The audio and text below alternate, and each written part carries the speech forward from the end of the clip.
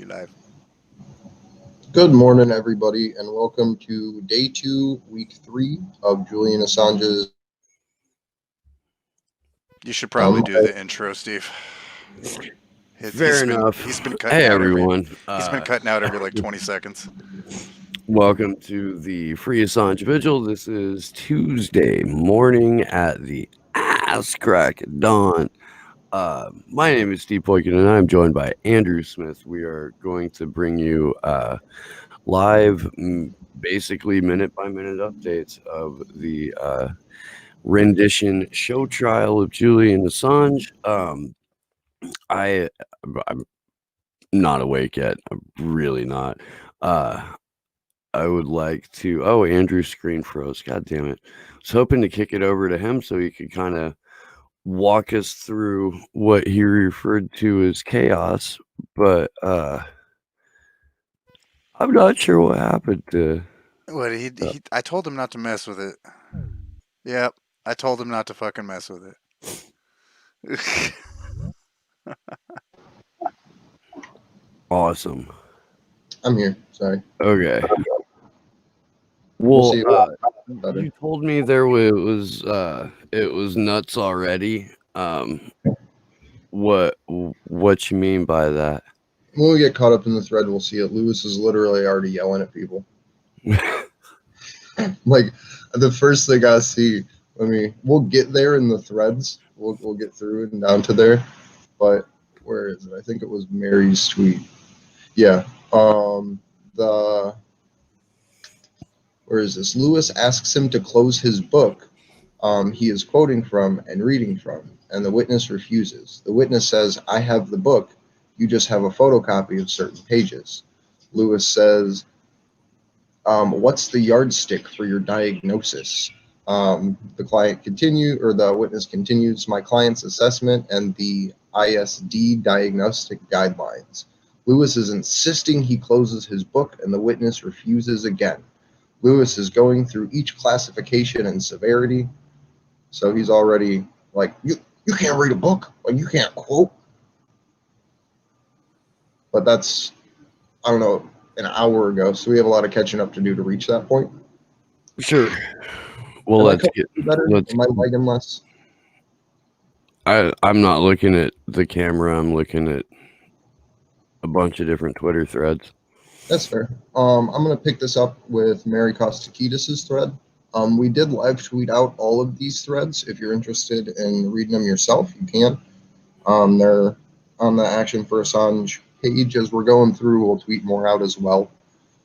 So Mary kicks it off with, on the video link, waiting to cross to the courtroom. We will hear both the defense and prosecution's medical experts over the next few days. One of the arguments Julian Assange's team will advance is that the extradition will be unjust and oppressive due to his mental condition and high risk of suicide if he is extradited. This was taken into consideration in the refusal of the extradition in the case of Lori Love. Clearly, findings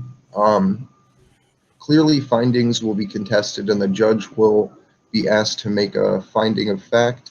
In addition to challenging the basis of any diagnosis, the basis of any prediction of the impact of the conditions of the U.S. prisons will also be significant. The first witness is scheduled to take all day and is expected to be a professor of neuropsychiatry at the King's College. His name is Michael Kopelman. For the defense. He has visited Julian in Belmarsh Prison for numerous consultations. He concludes Julian Assange presents a high suicide risk. He also refers to the trauma specialist's findings that Julian Assange has complex PTSD, and another specialist who assesses Julian Assange's cognitive decline in HMP Belmarsh, Her Majesty's Prison Belmarsh. All present, including Claire Dobbins, so maybe we'll get to see the number 2 step up this time instead of going all the way down to number 3. A glimpse of Julian Assange. He is wearing a suit.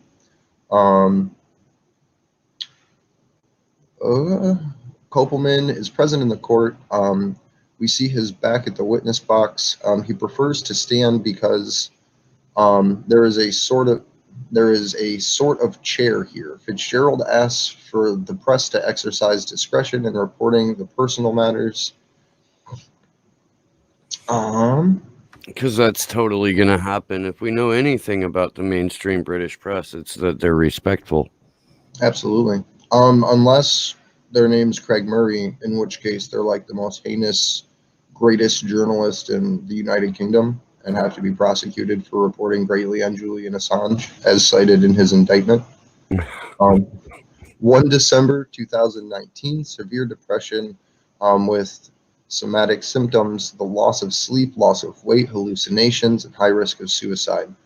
13 August 2020, report on the conditions in the U.S. prison improvement in February, March to moderately depressed due to medication for hallucinations and moved out of the medical ward. I still consider the risk of suicide if it is decided that he will be extradited. Speaking of the suicidal tendencies, which he says Julian Assange would find embarrassing to be revealed, Kopelman uses the Modasseri method. Julian Assange has been to 37 schools. Going over the medication, effects of depression is a lessening mental. The effect of depression is lessening a mental function, thinking, memorizing, concentration, which Julian Assange has complained of, personal family history, which I do not know, I cannot report. You will probably read about it in the mainstream media, just the sort of thing they will be interested in. Hope I'm wrong. Those are Mary Kostakidis' words. Julian Assange was treated for depression while in the embassy. He saw a psychotherapist in prison in addition to being put on medication. He had somatic symptoms continuously while in prison. I will not go into the hallucination details, which I think is perfectly fine to not go into. Julian talks about suicide. He also has an anxiety disorder picked up by a couple of doctors and PTSD. Wouldn't you? After being in solitary confinement essentially for over 300 or 3,500 days, if you count all the way back to when the UN knew that he was being arbitrarily detained. Yeah. Absolutely. Yeah. Mary continues. I believe this is Kopelman still speaking. I suspected he had Asperger's, but he also has warmth in his personal relationships. So I had another opinion on that diagnosis. The immediace of extradition and the actual extradition, the risk of suicide would increase. Much more isolation. He will be kept in the U.S. Quotes a U.S. expert saying solitary is not recommended for people with depression. Suicide is 9 times as common with people with ASD, but in his case, depression compounds this. He will not be able to call family or anyone that might help him in the detention in the U.S. There is an abundance of suicide risk factors. He has made a suicide plan. He had begun writing letters to his family and friends, etc. My prediction is he will deteriorate significantly. He refers to the warden's report the doctors found helpful. He has taken a large amount of some kind of drug on one occasion, which does paracetamol on one occasion, which does not surprise me. Lewis refers to a couple prosecution bundles, which Kay hasn't seen at all before, but wants to use his own bundle.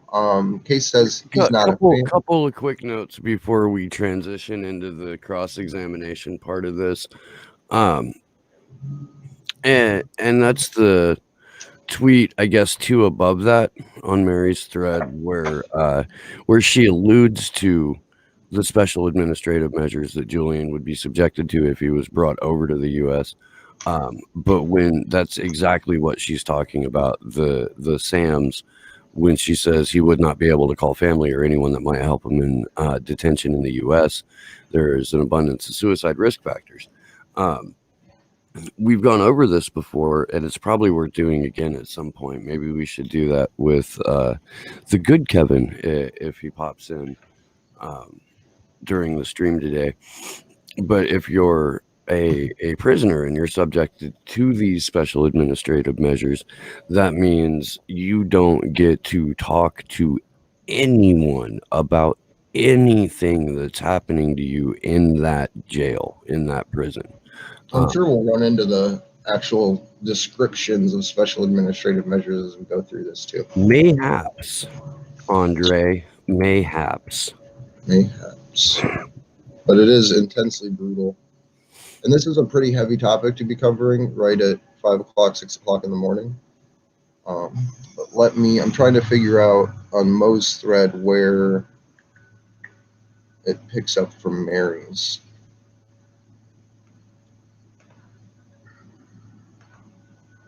Do you want to continue with Yeah, I'm gonna go over to Kevin Gastola's thread for a little bit of this.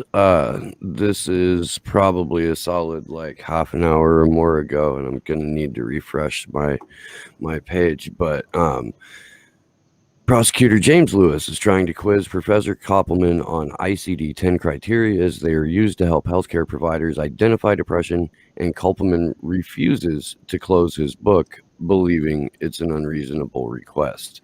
Maybe we should jump over to a little bit more of a lead in there. Yeah, I can continue with Mary's for a bit if you like. Let me get back over to that. So, yeah. So this is again probably easily 45 or more minutes ago. But where the fuck did it go? James Lewis refers to a couple prosecution bundles, which Koppelman hasn't seen at all before, but wants to use his own bundle. Koppelman said he's not a fan of those bloody books in response to Lewis's question about classification of mental disorders.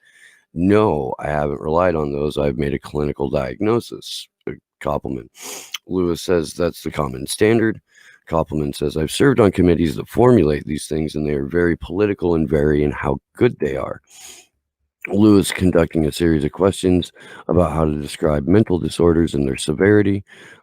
Mary editorializes at this point, saying, oh dear, we shall all have to focus very hard here because I predict this cross-examination won't be riveting. Lewis, episodes will last between 3 and 6 months and then recovery. Koppelman says clinical judgment is critical.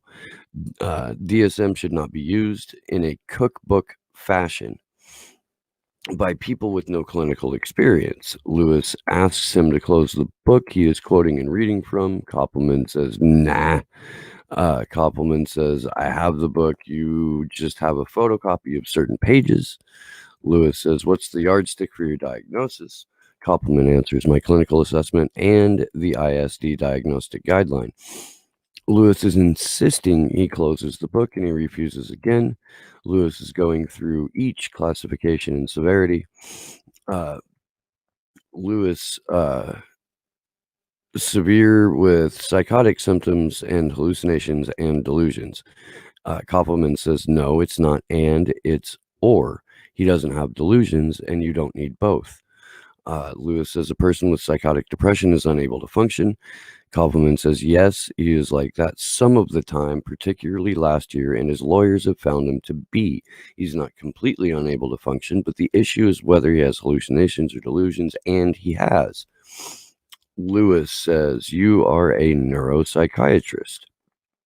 Koppelman says yes, but not only neuropsychiatry. Lewis wants to talk about neuropsychiatry. Julian Assange had a normal MRI. Koppelman reminds Lewis he is given forensic psychiatry in a case they worked on together. He also says Lewis wanted his services for this case, so it's a bit rich trying to discredit his credentials. Discussion about spotting malingering. Koppelman says, every time I go see someone in a prison, I'm aware they may be exaggerating. Lewis quotes or paraphrases Polonius, though this be madness, yet there be method in it. Koppelman points to his experience in prison reports. Lewis asks him to name articles he has read on malingering. exaggerating. Koppelman starts referring to articles. Lewis cuts him off. Koppelman says the critical issue I had this very much in my head, the possibility of malingering, of exaggeration. Lewis wants to ask him about an article he has in the bundle. Koppelman says, I haven't read every article. I didn't know I was coming here for an O-level test. Lewis insists they stick to his script. For those of you who have seen Sorry to Bother You, this will be particularly funny. Lewis says, stick to the script. Starts reading a page in the bundle. Koppelman says, are you saying I don't have the expertise to diagnose psychosis? The author says clinical skills alone are not often or are not sufficient enough to diagnose malingering. Koppelman deals with it. It's often inconsistencies. That's where my shit stopped. Where to go? Inconsistencies that give malingering away, and this is important in neuropsychiatry as well.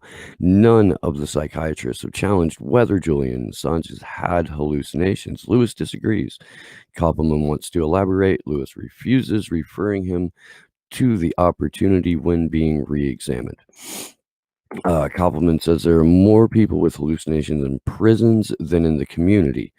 Lewis, close observation is key rather than consultations. Koppelman, it's not always possible to have close observation by the clinical team. You are putting words into my mouth. Lewis, discussing ACC TV in prison. I'm not sure what that acronym stands for. And relying on what Julian tells Koppelman about an incident in prison, the result of which is Julian's placed in solitary for 4 days. You rely solely on what he has told you. That's Lewis asking. Koppelman, yes, but there are other factors. And you are quoting out of context. That is where Mary's tweet thread ends. I'm going to jump over to Kevin. Last tweet was 11 minutes ago. You could probably jump up to the one that was about 28 minutes ago. Like there's a gap. It goes 45, 28. I can pick that up there with Kevin's if you'd like.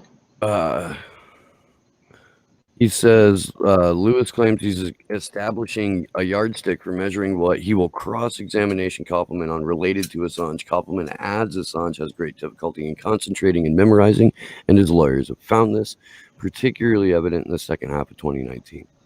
That we're really the thing that I want to get across is the last tweet that Kevin put out a little over 10 minutes ago, saying, I remind everyone yesterday that Judge Baratzer spent a good amount of time complaining about how the defense was prolonging proceedings and needed to get its act together when it came to scheduling witnesses.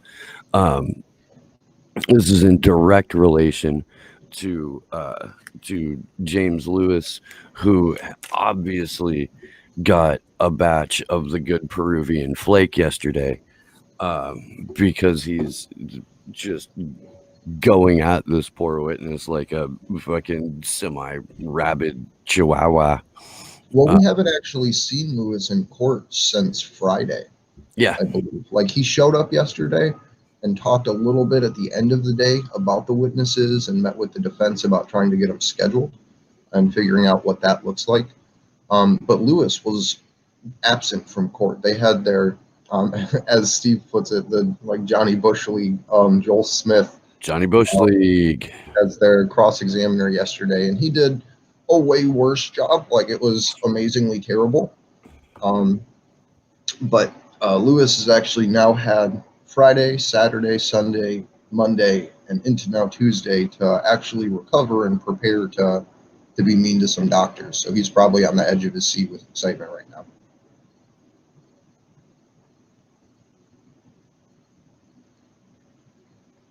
Is my internet running better, by the way? From what I can tell, but again, I'm not really looking at the Jitsi screen. No, that's fine. I just want to make sure I'm not like cutting out midstream or anything. You're not cutting out that's I want to hear Sleepy Josh's thoughts so far. I missed I caught the last 4 minutes. I was in my kitchen. Okay. But I don't know. Fuck, I need my studio to be closer to my kitchen. It seems like a shit show. It is. Lewis is literally sitting here, like, to quote this, the second tweet up on Kevin Gastolo's thread. I'll retweet it right now for everybody.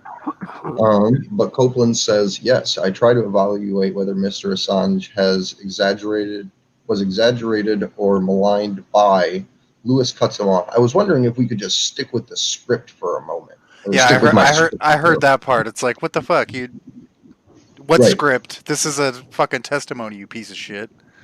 Well, Mary Kostakidis, a little higher up. Let me see. Where is this? Lewis was actually going in, and Kopelman just straight like dogs him. Let me try to find this real quick, because apparently Kopelman has worked with Lewis before on other cases. Yeah. I just Yeah. read that a couple of minutes ago. Yeah. Yeah, Lewis wants to talk about neuropsychiatry, and Julian Assange had a normal MRI. Kay reminds Lewis that he has given forensic psychiatry in a case that they worked on together. And he also says Lewis wanted his services for the case, but it's a bit rich to try and discredit his credentials. So Lewis, this is someone that Lewis has already previously worked with. So it sounds like he was on Lewis's side in some other prosecution. Oops. Right. And then the first thing Lewis does is go with the old USA slugger and try to make this guy sound dumb, Oh, while Jesus the whole Christ. time a doctor is just out talking a lawyer. So I think it's pretty wonderful. So he's destroying the coked out fucking hooker blood guy. Yeah. So this is the last tweet. It came out 2 minutes ago by Mary Kostakidis. Kopelman says, and this is I'll read the one before it too. Lewis discussing the ACC TV in prison and replying to what Julian Assange tells Kopelman about an incident in prison, the result of which is Julian Assange was placed in solitary for 4 days. You rely solely on what he has told you. Kopelman says yes, but there are other factors, and you are quoting out of context. Kopelman continues, I do not know it's true or untrue, nor have I seen any of the CCTV footage. A glimpse of Julian Assange. Lewis wants to know what type of razor blade it was, because the type used in prison is not dangerous. Kopelman says he didn't question him on the nature of the razor blade. And Lewis says, why wasn't it in the prison? Why wasn't it in the prison notes? Kopelman says, I should have prefaced it by this is what Julian Assange told me. Not everything goes in my notes. He was told the psychologist who looked at it. She disclosed it with the prison authorities and did not conclude it was not true. And again, did not conclude it was not true. Lewis, why didn't you tell the authorities? Kopelman says, that is not my role, and it was not that recent. Boom, 10-minute break. Jesus Christ. Like, As we're 12 like seconds ago. you fucking even tell your doctor like you're even having thoughts of fucking suicide, and like they can lock your ass up for like 3 days. like they don't fuck around with that shit. Like, and this guy's just like, oh, like you're supposed to question a fucking anybody on that shit. Like it, it's a cartoon. It's a straight up cartoon. It's not the way the medical profession works. Well, it is according to Lewis, while his buddy's literally like, bro, why are you trying to discredit me? Like, what are you doing? don't you remember? We were on the same team. Don't tase me, bro. I wonder if Lewis tries to discredit this guy enough that whatever other case they worked on would end up having problems where they work together. That'd be pretty Because awesome. it would be hilarious if Lewis lost a case because of the cross-examination in a different one. Fucking And, cartoon. I'm going to hop over to Assange defense because they may have a little bit more elaboration on everything that's going on right now. We have... All right, I'll be right back, guys. I gotta go check my food. Yeah, no, Okay. go do that. I was hoping we could start earlier, so that way we weren't 30 minutes in when I had to leave to go to the British Embassy for an hour round trip. I think allowing yourself to get bullied by a 6-year-old is really a personal choice, Andrew. I mean, I want to wake him up. Like that was my plan. I thought we could launch at like 5:30, and then by the time this rolls around, we'd all be Okay, fine. look, I tried to make it I'm earlier. fun. I was awake at 1:48, and I went, I can get 20 more minutes. No, I literally, like, for the first half an hour I was up, my eyes were just like painfully closed as I was trying to get everything moved outside. It was ridiculous. So I want to see. I'm trying to find here on the Defense Assange thread where to get some more exact words of Lewis trying to go after Kopelman, trying to discredit his buddy here. Trying to discredit his buddy. We editorialize a lot. I don't know if you guys are aware. I don't know if they're actually buddies, so don't quote me on that. So it's fleshed out a little bit here. It goes back to Lewis saying, "Let's stick to my script," which, let's be perfectly honest, is exactly what someone who is losing the narrative would say in a moment of frustration. Right, because the only person while fully cognizant of the fact that they're losing the narrative.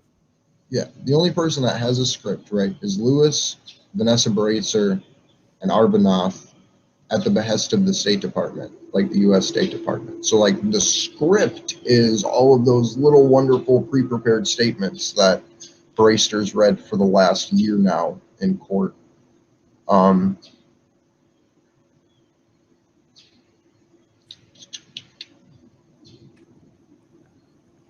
So here's a decent part of it, because again, it goes back to the stick to my script thing. Koppelman says, "Are you saying I don't have the expertise to diagnose psychosis?"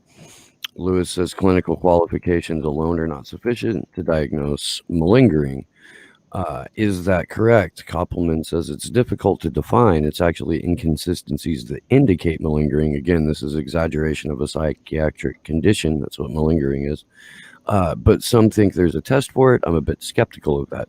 Lewis tries to insinuate other doctors have disagreed about Assange's hallucinations, Koppelman trying to clarify, but Lewis doesn't really allow it, saying he can talk more about it when the defense re-examines. Koppelman says this is the kind of thing psychiatrists disagree about. Lewis talking about what factors Koppelman relied on in his diagnosis, including that Assange was found to have concealed a razor blade and 2 other instruments for suicide. Lewis says, "I accept that he told you that." Koppelman says, "I'd like to point out for the court that there are a lot more factors here. So, quote unquote, relied on may not be accurate." Long exchange with Lewis trying to challenge and undermine razor blade incident. Koppelman accepts that he should have said it was a self-reported incident, but notes that the prison psychologist had discussed it with the prison staff. Let's see. And I just want to point out here that he's receiving psychiatric help for torture at the same time that he's being tortured. And you can't do that. Like, you can't continue to torture someone while treating them for the torture that you are imposing on them. It doesn't. It does seem a little bit counterproductive. Yeah. You know, like, hey, it's a shame that you've been seriously psychologically damaged. We're going to further that damage, but if you could take these pills, that'd be great. You're really, it's like it's like a fucked up Pink Floyd song, man. Like, it's for real. It's a cartoon, man. It's just insane.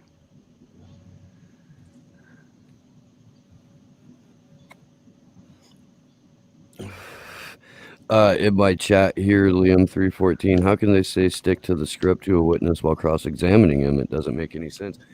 Nothing about James spilled cocaine on my hooker blood coated trousers, Lewis, makes a lot of sense here, Liam. I don't know what to tell you. Like the Crown wanted a bulldog in a prosecutor, and they got one, certainly. But at this point, it's like having like the Rob Ford, the Canadian mayor. That guy.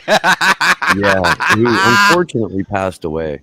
But was the mayor who like straight up got busted fucking just high as fuck on crack, and people were like, yeah, we want to keep that guy around.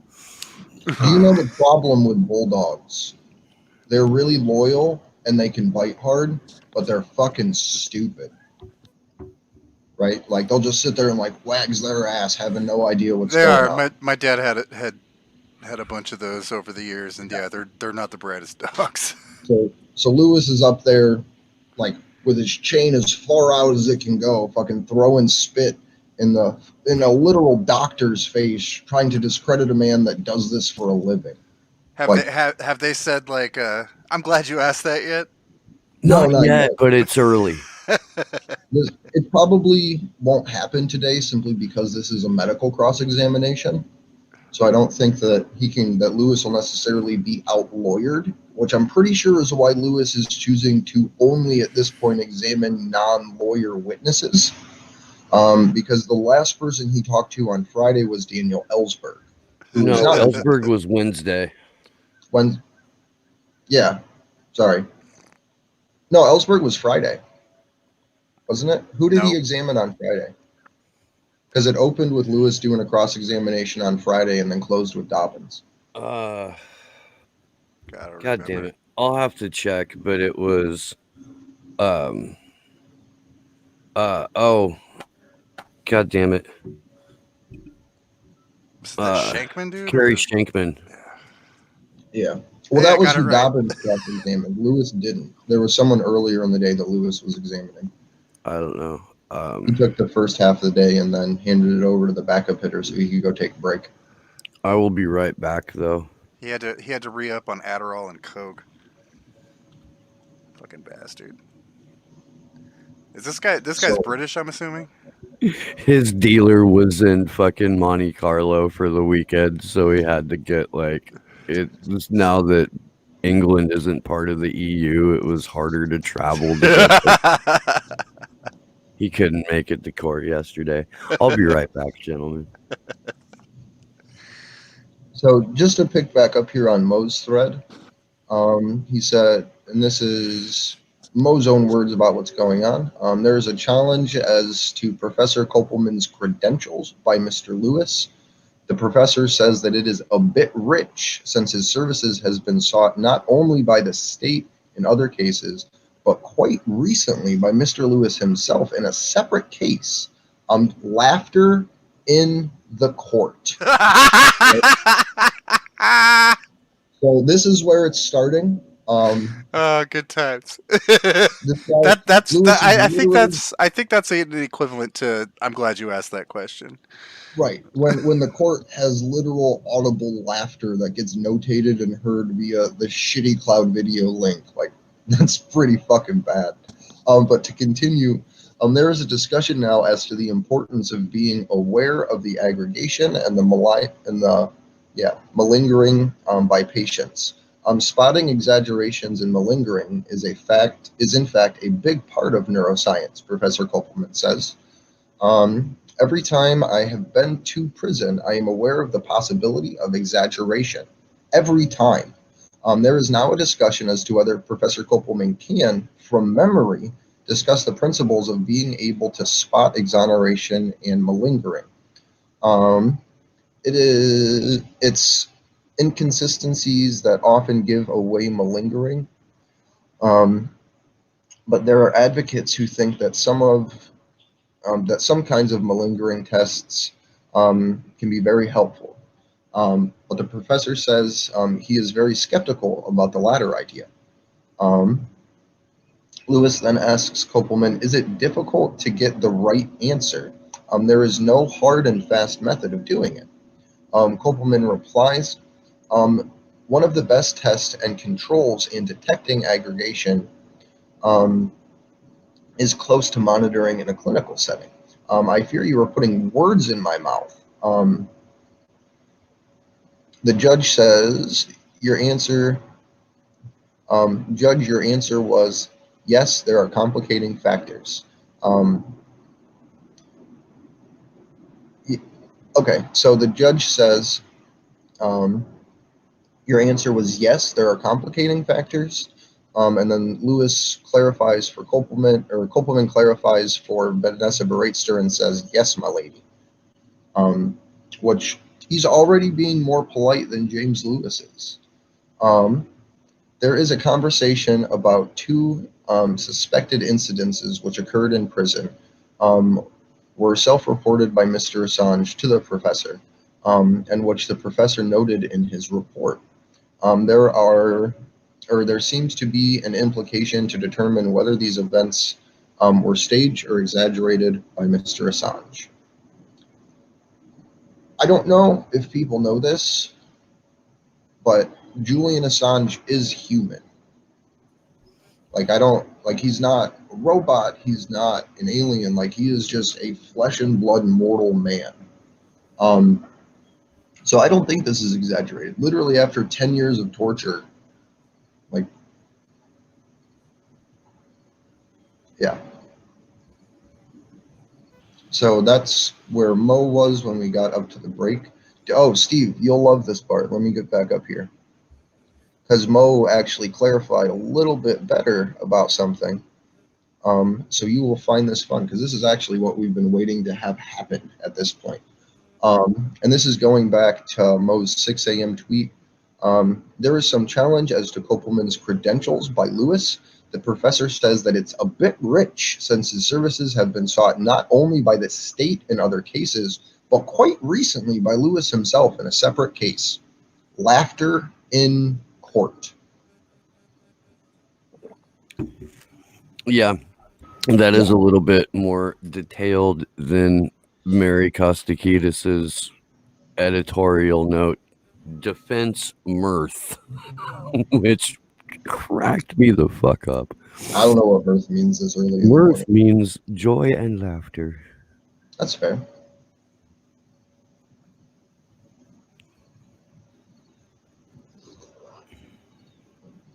So I don't think, unless I'm missing it here, I don't think Juan has updated his thread yet.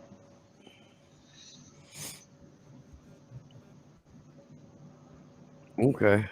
Okay, he did actually. He said, I won't be able to report on the rest of the day's proceedings, but I will be back as soon as I can. I hope the best for Juan Passarelli. And I know for a lot of people, this is going to be really hard, and that's why we're trying to make it a little bit easier as we're putting it out there. Especially for Juan, because Julian is someone that he considers a friend that we've talked about when we had him on for the interview. So I hope that Juan has a good day outside of everything that's happening, because this is a pretty heavy topic to hear about somebody that you know, let alone somebody that you don't. Yeah, it's true. So we are 6 minutes past court getting back into session, or when it's supposed to get back into session. So we are waiting here.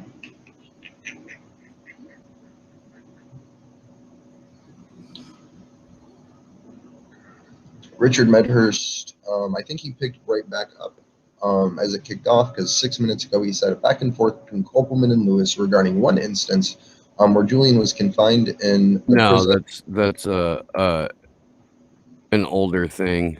It So said 6 minutes to me. So I asked Richie what if he had access to the feed, or if he was piggybacking off of other live tweeters like we are. Okay. And he doesn't have access to the feed. What he's doing, he's a couple of minutes behind, but he's composing unique to his own thoughts, summations of what's going on for the most part. Assange defense, as of a couple of minutes ago, says, back from a brief recess, Lewis asking about other incidents that could indicate suicidal ideation. And that is about as caught up as anyone currently is at right meow.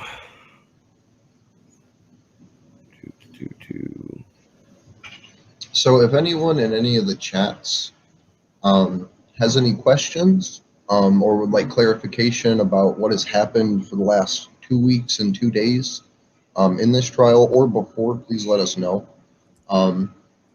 This is going to be more of a, I wouldn't say a slow moving day, but like a heavier, more somber kind of court proceeding, because for the rest of the week, I believe it is medical cross-examination, which is important because that is how Lori Love defeated extradition, was because of medical condition.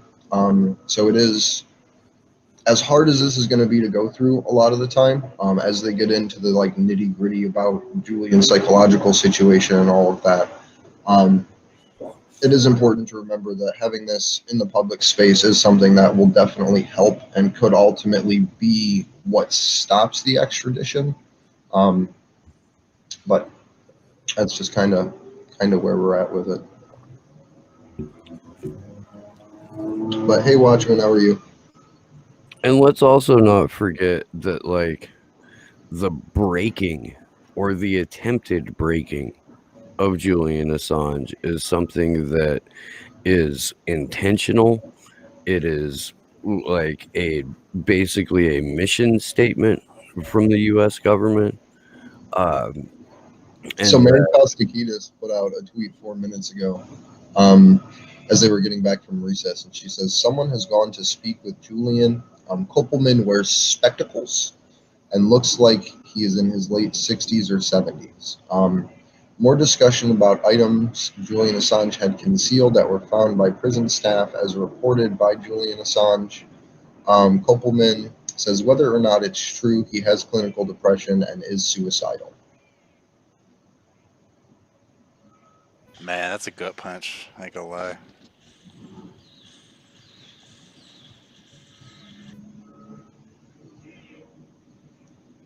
So Kevin Gostola, I believe this was just before recess, said, I remind everyone that yesterday Judge Vanessa Breitzer spent a good amount of time complaining about how the defense was prolonging the proceedings and needed to get its act together when it came to scheduling witnesses.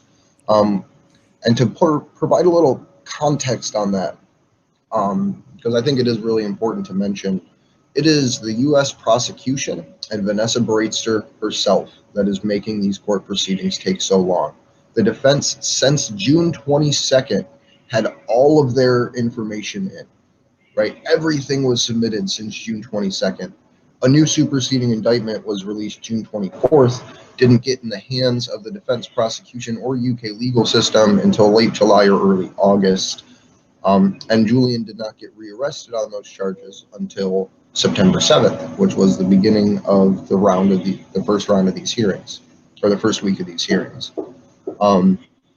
With that said, it has been the technological issues with the court's actual internal software that they use for witnesses to connect that are causing problems, as well as the prosecution's inability to show up on time. We had on the Thursday of the first week, it's what's called the COVID scare. Wasn't a COVID scare. I think that's a horrible misrepresentation, and I would hope that could change the way that information is presented, because Lewis on Thursday of the first week, which set all of the court dates back 2 days at the bare minimum, Lewis woke up on Thursday in the first week in the wrong house. He did not have his laptop charger or notes. Cocaine's a hell of a drug. Because they were on his desk in court. And if you leave your laptop charger and all of your notes at court, it means, one, that you didn't do any work that night on your laptop. And it means, two, that you most likely intended to go back to court to plug your laptop in and have your notes. Lewis called in as everything was kicking off to say, I don't have my charger. I only have 30 minutes of battery.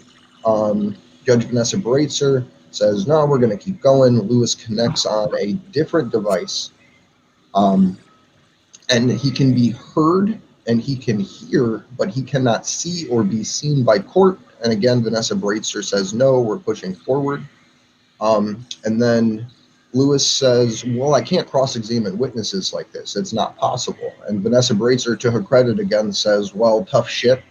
So after Lewis was late, forgot all of his shit, and said multiple times that he didn't want to do the trial on Thursday, then Claire Dobbins, right, assistant junior under, like, the low fruit, essentially, here in the court case, calls in and says, oh, my husband may or may not have had symptoms that could or couldn't have been like coronavirus.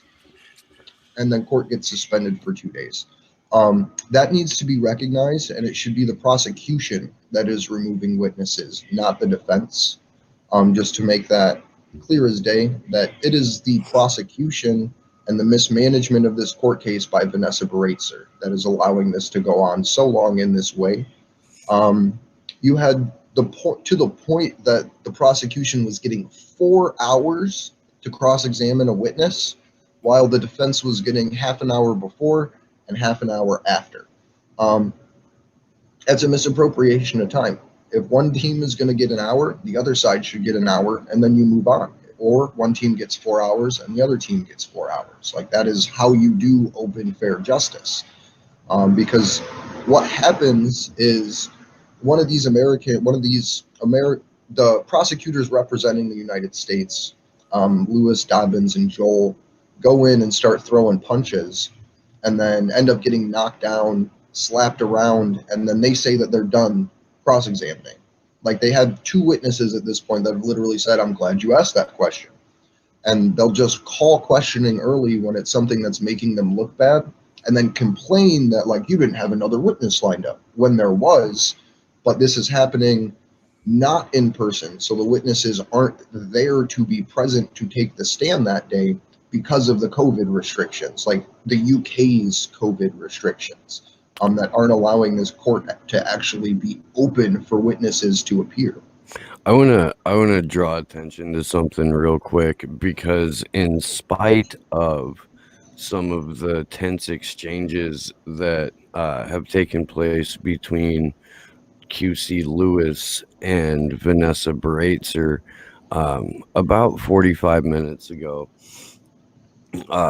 Kevin Gastola put out a tweet that says Breitzer pauses the cross-examination to suggest to Kopelman that Lewis is trying to establish a base level of what information the professor has in mind when he examines Assange. Lewis replies that that's exactly right. So Breitzer pauses an interrogation to further, like, berate the witness on behalf of the prosecution, which of course is how, normal court proceedings go. Where did you grab that tweet from? Because I would like to put that one out specifically. It's on Kevin's page 43 minutes ago. Okay, cool. I can drop a link to it. I got it. Chat. I got it. I just wanted to tweet it out. Yeah, this is the right before the stick to my script thing. There's a question in my chat from Oz Whistles that says, it's an old question. How do we rid ourselves of these psychos without becoming psychos ourselves? I'll take a swing at that. We don't make rewarding those psychos and sociopaths part of our business model for success as a group of people or a country or a city state or whatever. Right now there's no incentive for good people to do anything relatively good. Like, it has to be a volunteer act because there's no real reward system in place for people who inherently are trying to do good things and to build communities instead of destroy them. This was actually one of the last things we got to talk with Kevin Zeese about on the vigil that he did with us. And I think and this is just my opinion about it, that if you want to defeat them, then the first act of whatever society you have to build cannot be in spite of them. Like, you can't say, we want open justice, we don't want torture, we don't want X, Y, or Z, and then apply that to these monsters. Because that ultimately just defeats the purpose of the society that you're trying to build if you can't treat the most heinous people in it with the same level of, I don't know, like administrative dignity that the lowest person or most charitable person in that society would receive. So I think it just comes down to open and transparent trials for these people, that we don't have to become monsters. We just have to become better than the monsters in demanding what we're looking for. Well, and we can't expect violent revolution or violent overthrow to lead to a peaceful process in and of itself, because we're only going to be rewarding the most violent out of that revolution. And this is actually something that Edward Snowden discussed the first time he was on Joe Rogan a couple months ago. He did do a recent piece, but the one before that, the first time he appeared, he was talking about how, like, do you think that any type of violence could actually defeat Donald Trump or the system that we're in? And the answer is no. That the only way you can change and we can escape this reality that we're in is one person at a time. It's with those individual interactions, and it's with building a community and a local consciousness, so to speak, around the ideas that you want to see a society built around. Because as the foundation, as the ground level of ideology changes, it goes up the process. And it's not quick, it's not easy, and it's not fun. It's not as flashy or as like, woo, we did it, but it's the way that you don't lose yourself while building what you want to build. If that makes sense. It did. Let me see if we have something new from Kevin Pistola. It seems like there's been a little bit of a pause here. Mary Costakitas kept going. So this is Mary's as of a few minutes ago. More discussion about the items Julian Assange had concealed that were found by prison staff as reported by Julian Assange. Kopelman says whether or not it's true, he has clinical depression and is suicidal. Lewis says when Julian Assange arrived in Belmarsh prison, he was screened for intellectual disability and assessed for mental disorder and was uncooperative. Really? He was placed on suicide watch. They're calling it ACCT, which that may be ACCTV. Julian Assange tells Kopelman that he had Asperger's. Kopelman says it may not have been a diagnosis. Many people have said it of him. Lewis then picks up Lewis doesn't know what ideation is. Rattles off a list of things checked that Kopelman included in his report of the medical records made when Julian Assange was taken to Belmarsh. Asked why Kopelman omitted in his notes that Julian Assange said he wanted to consult his lawyers about whether or not he should see a psychiatrist. Golly, James, I wonder why. Because he's been tortured for 10 fucking years. I wouldn't talk to any of these motherfuckers. Like, of course he's going to be unfucking cooperative. I believe the last time he was in jail, and I'll try to find an article to source it, they put metal shavings in his fucking food. Right? Do you remember that story, Steve? Yeah. Yeah. The UK government, inside of Her Majesty's fucking prison, put metal in his food to fuck his teeth. I thought that was in the fucking embassy. I don't think that was an embassy. The first time that he was locked up in a British jail. Yeah. Was it? Jesus Christ. Before he went on house arrest. That's gross. Yeah. And I'm not going to cooperate with those fucking people either. Like, they are literally psycho and sociopaths that are like, ooh, why isn't he trying to cooperate? Because you're trying to kill him. But Mary continues 11 seconds ago.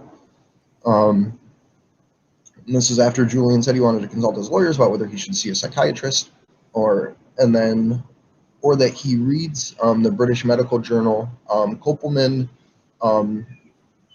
said, well, he reads New Scientist and other journals. Lewis says, surely alarm bells should have rung about the potential exaggeration. Kopelman says, Joseph Farrell told me that Julian Assange is a bit of a hypochondriac and likes to read about his ailments, which is perfectly normal, right? Reading about the thing that you're clinically diagnosed with isn't a bad thing. Right? Am I wrong there, Steve? Is that No, I mean, coming from someone who has had to deal with mental issues over the years, like you kind of want to know about that shit. right? You kind of want to know what you're expecting. Like that's just what do you want to? God, this guy is such a shit. we're talking about a guy who runs a transparency publication where it's centered around people having access to as much primary information as humanly possible. And you don't think that guy might not be an avid reader? Right? I mean, really? I, I, I, I understand that it's the job of the prosecution to try and discredit both the witness and the defendant. Like, I get that. I do. But that's what's going to make this particular series of witnesses interesting, because in order to do that, Lewis is going to have to just shit all over mental health professionals and people who suffer from any number of mental illnesses. So this It's is frustrating. a few minutes ago, about a little under half an hour ago, by Kevin Gostola. He says the court heard evidence that Assange had made specific end-of-life plans, drafting farewell letters to family and friends, drawn up a will, confessions to a Catholic priest. Lewis suggests Assange is reading British medical journals so he can finesse and improve his ability to exaggerate psychiatric symptoms. And in fact, he is consulting with his attorneys about how to do so effectively. Purely conjecture, 100% conjecture. You can't tell someone who has a clinical diagnosis you're exaggerating. That's literally like telling someone with depression, like, just get over it. Like, why do you feel that way? But you were smiling yesterday.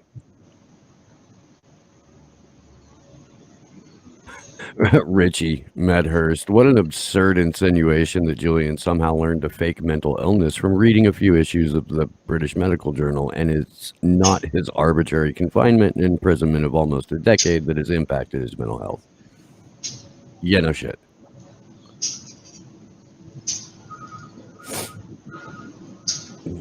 Nice to know that we're all on the same page here, because I'm pretty sure we said that a couple of minutes ago too.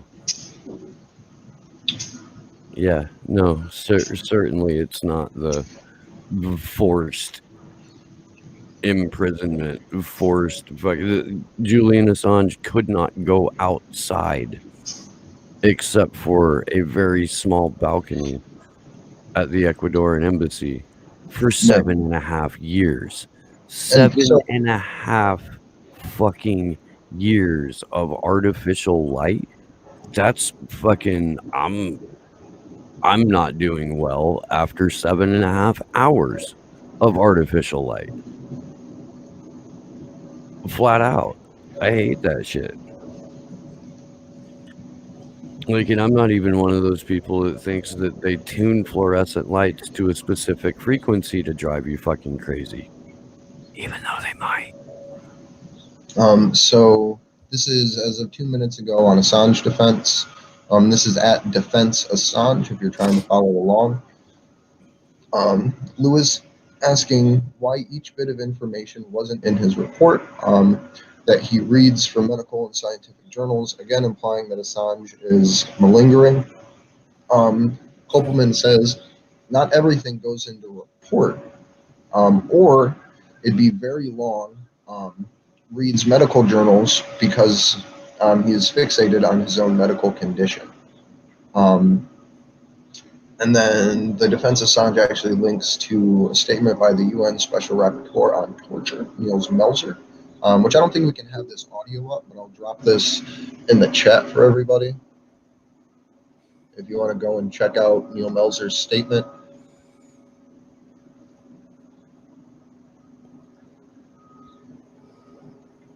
And I'm really hoping that the UN Special Rapporteur's report actually gets pulled in. Do we know if Niels Melzer is supposed to be testifying later this week?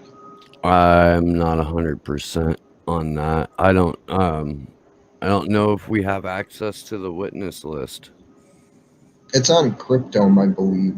I just haven't. It was on my phone when I deleted everything. Right. So I have to re-download stuff. But Mary Kostakidis has a tweet as of 15 seconds ago. Dr. Daly reported on April 7th a good mood. Why didn't you report that? Kopelman quotes his records of other specific facts, medication changes, etc. Lewis goes through other notes by Daly, where Julian Assange listed his concerns, which were different from the things recorded by Kopelman.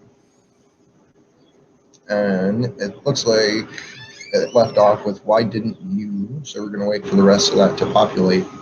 But like, how dare the prosecution even try to take this route of cross-examination? Literally trying to say that a man that's been tortured for almost a decade is faking it. Like, that's fucked.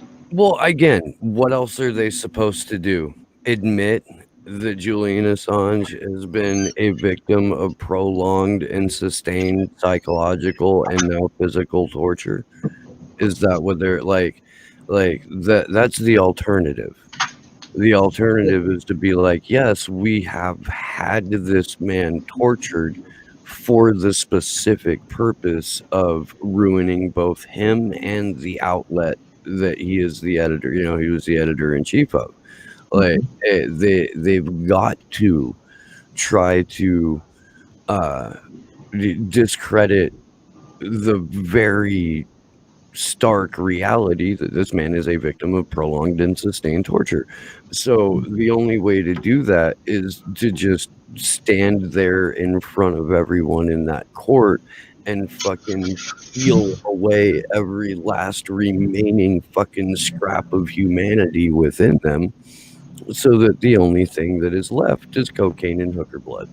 Right, because what eventually is going to happen is the prosecution is not going to be able to make their case. They're going to have tons of doctors in during the rest of this week that are literally going to explain how he has been tortured and how there is literal UN reports on it, right?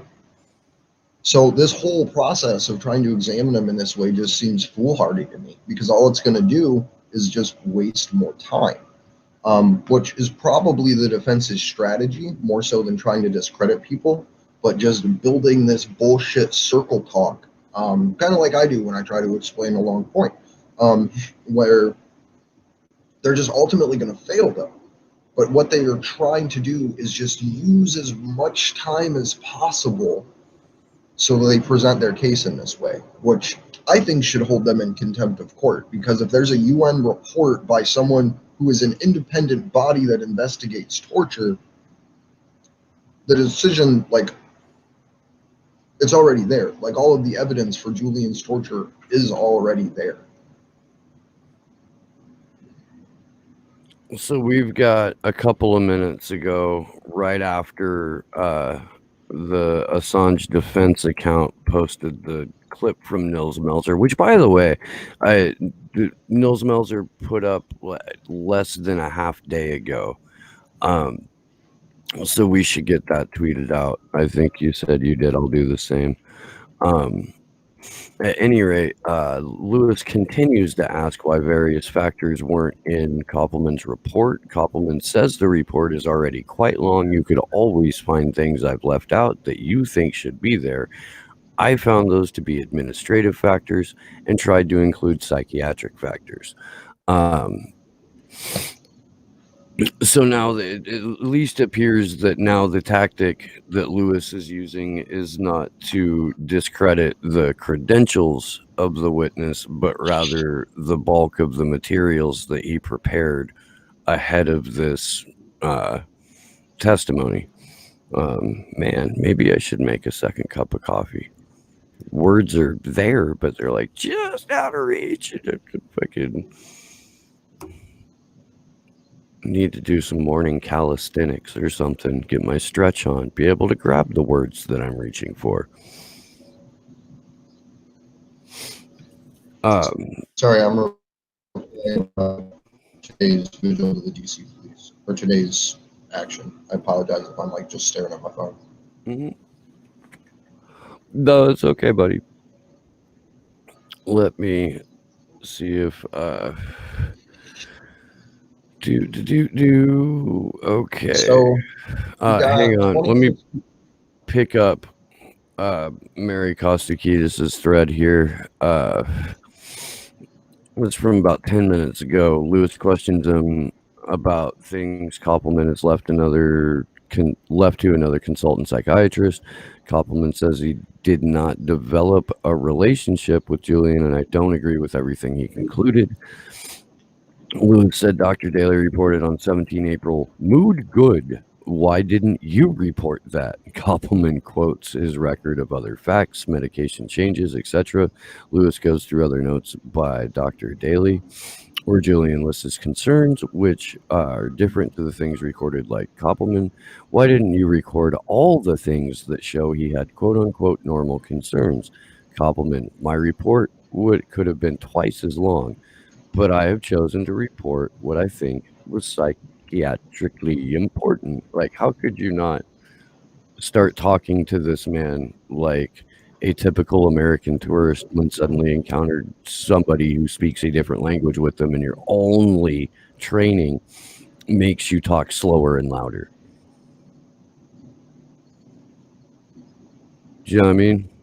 I know what you mean. Have you ever seen like a stupid American tourist being like, I said, where is y'all's Walmart? And The they're fucked like, up part in though St. is he's Louis. not even a Lewis. You have to remember he's not even American. He's British. In extradition cases in England, it is typical for the Queen's Court or the actual British legal system to appoint or have a say in who the prosecutors are to some extent. And that's why he's sometimes referred to as James Lewis QC, because the QC actually stands for Queen's Court. He is a British prosecutor representing the U.S. in court. Yeah, no, So, I'm that's not what I'm saying. no. What I'm saying is, given the level of frustration that Lewis would give any of us, how could you not start answering questions like he was just a blethering fucking idiot and like talk loud and slow at him? You know what I mean? Mm-hmm. Think Chris Tucker or Jackie Chan grabbing this guy. You understand? Yeah, it's Queen's Counsel, Andre, not Queen's Court. Okay. Thank you, Oz Whistles. Or Rob Juno, sorry.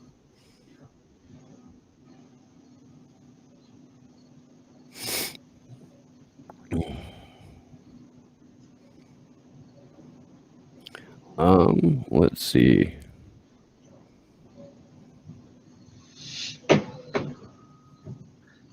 If you are watching and you have any questions, please let us know. And not just about this, but about the entire court proceeding in and of itself, so we can clarify the best we can about what Julian's facing, what's going on, what's proceeded so far in court. So not that we're making this an AMA, but we have time as tweets are populating to be able to answer those kinds of questions. So I think that that's a really important thing to do right now, is make sure that everyone's kind of on the same page.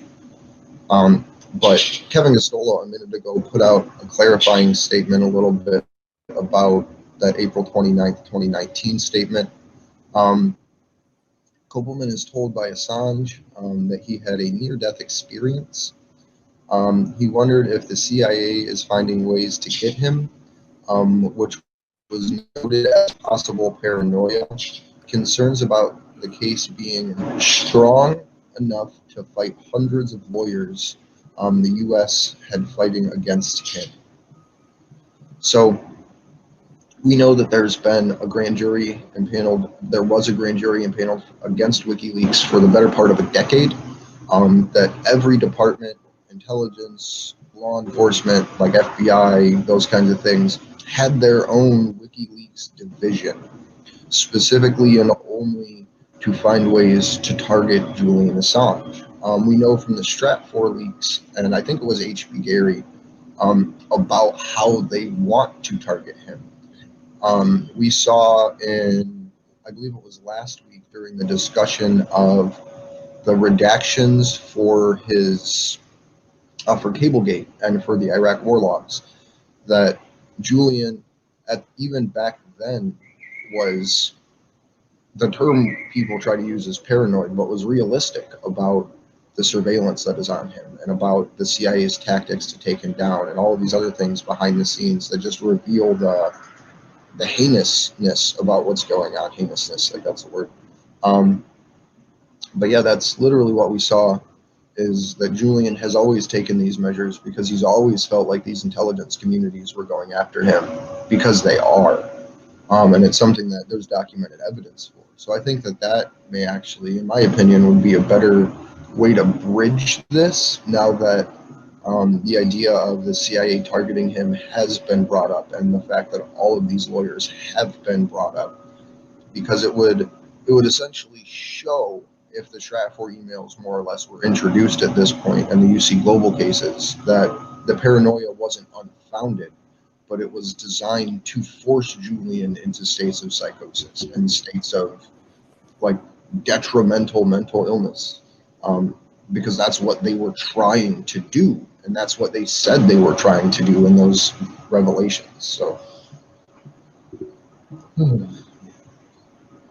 But Kevin continues, Lewis is going through individual days, picking apart summaries by Kopelman and nitpicking over details that Kopelman left out of his report submitted to the court. Kopelman notes that he didn't actually have the first meeting with Julian until May.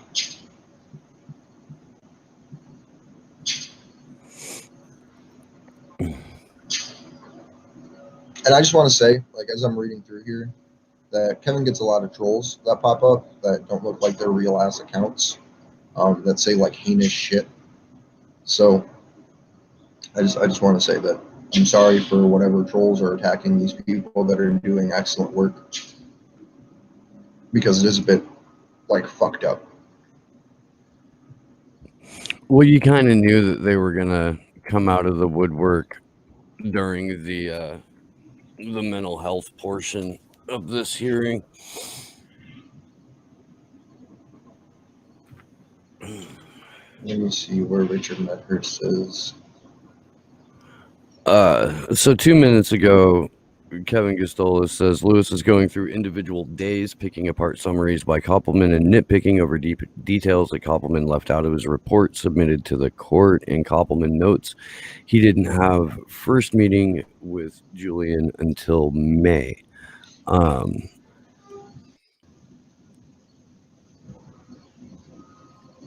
So Assange defense just put out, Lewis is trying to undermine Assange's suicidal ideations, but earlier he wouldn't even recognize the word ideations.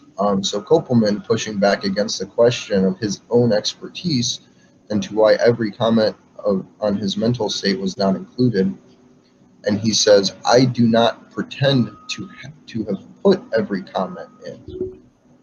So Lewis still is trying to discredit a witness that he used in another court trial. Like, this is just insanity. Like, how can you even try to discredit a witness that you yourself have called in other cases? Like, wouldn't that just discredit those cases by your own line of questioning? Well, and So it's kind of insidious because having worked with the guy before as a cooperating witness, it should present sort of a conflict of interest on the part of Lewis here. Um, but it also, having worked with him, he's been able to see what gets him riled, what gets him off his game, and he's absolutely going to use those things to his prosecutorial advantage. Um, And I so just want to say that trying to keep up with my chat here too. no, you're good. That just this tweet here by Assange Defense, um, that's like that should be where this trial ends. Is this latest tweet Lewis trying to undermine Assange's suicidal ideations? Um, Earlier, he didn't recognize the word ideation. Kopelman's pushing back on it, pushing back on his question against his expertise. So, but Lewis basically Oh, you're breaking up pretty bad not here, Andre. You're breaking up really bad. I'm gonna go ahead and finish reading the tweet out here. Lewis trying to undermine Assange's suicidal ideation, but earlier he didn't recognize the word ideation. Koppelman pushing back against questions of his expertise and why every comment on his mental state wasn't included.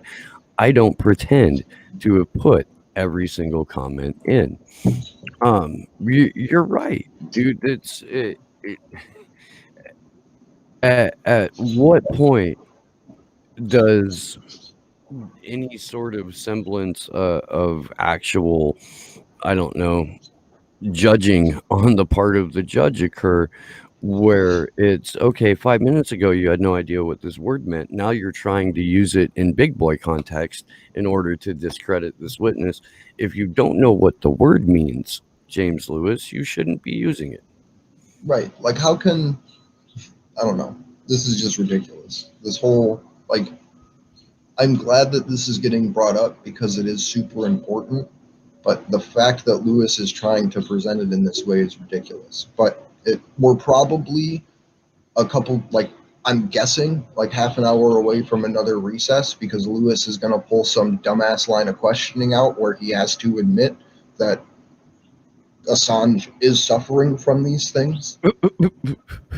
So I wouldn't be Well, surprised. so they usually don't. They usually make him go through a number of witnesses who all confirm the exact same thing before he'll finally cede like one aspect of it and then immediately go to something that's already been discredited, because that's sort of all they have.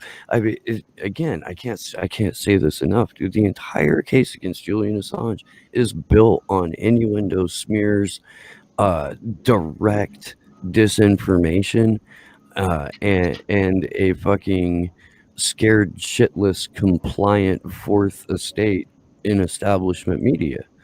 There's no actual justification for any of this. So the entire prosecution's argument is built on a foundation of bullshit and lies, and that's not structurally sound. I'm a carpenter. You can take my word for it on that.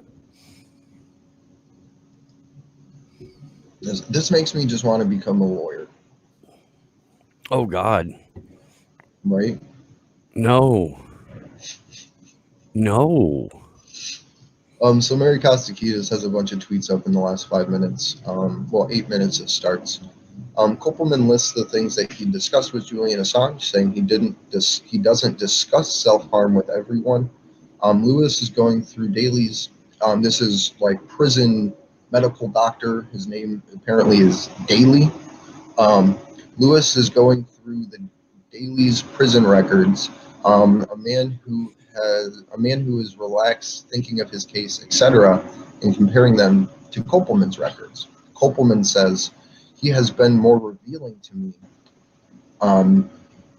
One other doctor and one or two of the nurses on the staff, which, again, if you've been tortured by a system, forced into a one-room apartment for 7.5 years, trafficked after you were sold for $4.2 billion, into a prison that is the equivalent of the Guantanamo Bay of the UK, you're not going to talk to their doctors. You're just not going to do it. But to continue here, Lewis on the way the court patient says he is fine, no concerns. Why didn't you include that? Kopelman says a quick assessment on the way the court did not strike me as relevant. And this is Mary Kostakidis with her wonderful editorializing.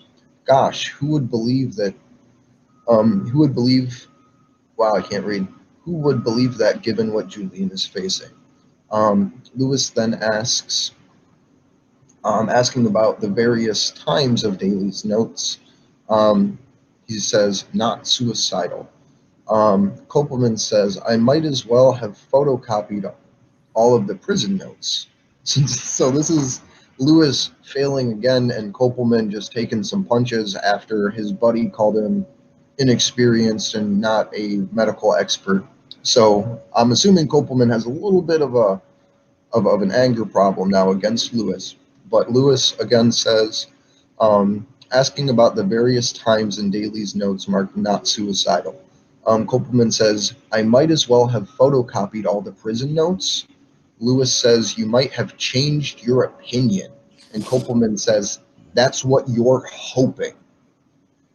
Lewis says, Julian Assange says in the notes, please give more oranges than milk. Does that sound like someone who's not concerned about his health? Kopelman says, given he eats too little, that's a good thing. They would want to know that. Like, what is this line of questioning? Like, this is insanity. Like, I might as well have photocopied all the prison notes, Kopelman says. Lewis, you might have changed your own opinion. Kopelman, that's what you're hoping. Right. And then Lewis tries to bring up wanting some oranges, probably so he can get his daily intake of vitamin C in the middle of a global pandemic while he's locked in a prison where I believe, if you read the news that was coming out, people died in that prison from that virus. So yeah, maybe having a little bit of a higher immune system as opposed to drinking milk would be a bit of a benefit. And I think it's completely unrelated to his overall mental condition. It's literally just saying, can I get some oranges?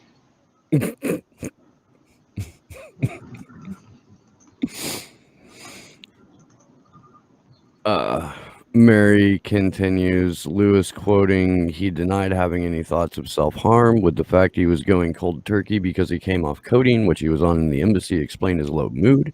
Kopelman says no, and Julian didn't want to talk to prison staff about suicidal thoughts because he was concerned he would be put on suicide watch, which is a very real and legitimate concern.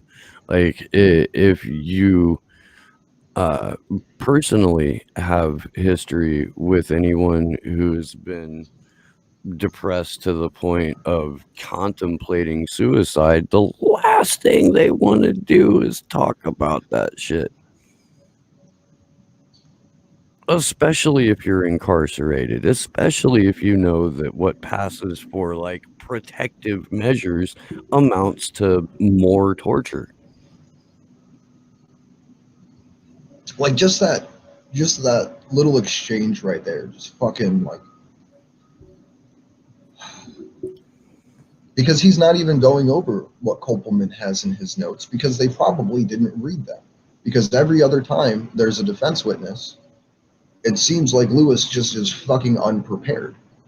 But this continues here. Given, and I'm just going to back up a bit until right after the orange statement. Given he eats too little, that's a good thing. They would want to know that. Lewis, quoting, he denied having any thoughts of self-harm, with the fact that he is going cold turkey because he came out of codeine, which he was on in the embassy, explain his low mood. Kopelman, no.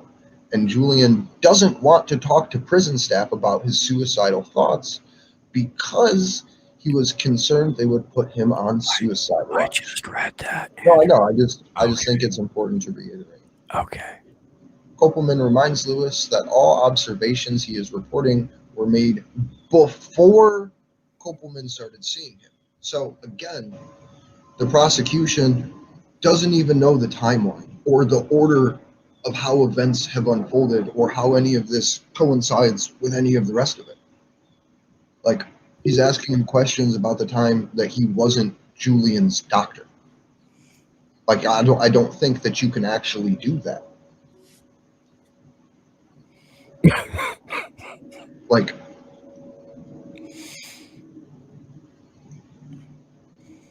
this is Well, Lewis knows exactly what he's doing, and Lewis knows that he's reporting on this shit either out of sequence or trying to include things that don't play into when he was actually being seen by this guy, this Koppelman.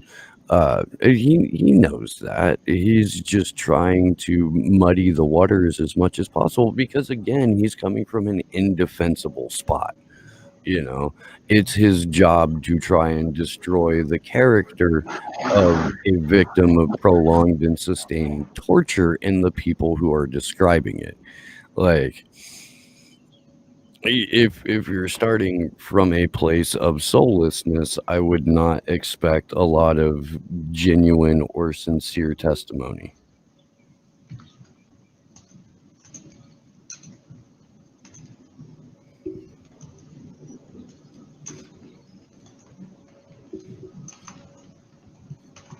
sorry, I had a weird question over in the A4A chat. So I just am asking them to clarify so I can actually properly answer it. But I'll kick it over to you because maybe you'll know what it means before we get a clarification. Do you think that they have a men who stare at goats type scenario? I kind of understand what that means, but I'm not entirely sure because there was a lot of different psychological torture aspects in the men who stare at goats. That is one of like a dozen movies that I've seen in my life. Okay. But 1 minute ago, did you already read the newest tweet by Mary? Lewis says Julian Assange was observed to be happy. No. Okay. Lewis says Julian Assange was observed to be happy he played pool. And Kopelman says once. He played pool once. Lewis says, inconsistent with someone that has severe depression. Kopelman has answered this previously by saying sometimes people with depression engage in an activity and then just collapse. If you're someone that's ever suffered from depression, you would understand this, to where you're like, yeah, I'm going to go do something. You start it, and then you're just like, well, fuck it. So I don't even know, like, you played, like, I don't know.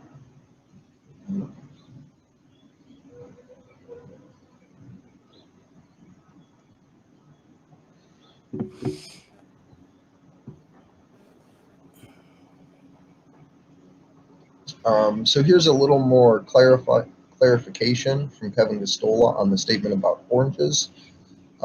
Lewis questions a note to give Assange more orange, and he assumes more orange juice in an entry in May in 2019 whether weight loss is a depression system.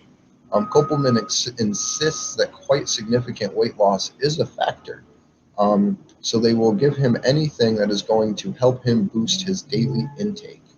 Kopelman did not meet with Assange for the first time until May 30th, 2019. Yet Lewis has asked Kopelman about entries in April and May before he has ever met with Assange in prison. So just as a guess, and correct me if you think I might be wrong on this, Lewis may be asking questions about before Kopelman did this as a way to try to discredit Kopelman as being dishonest.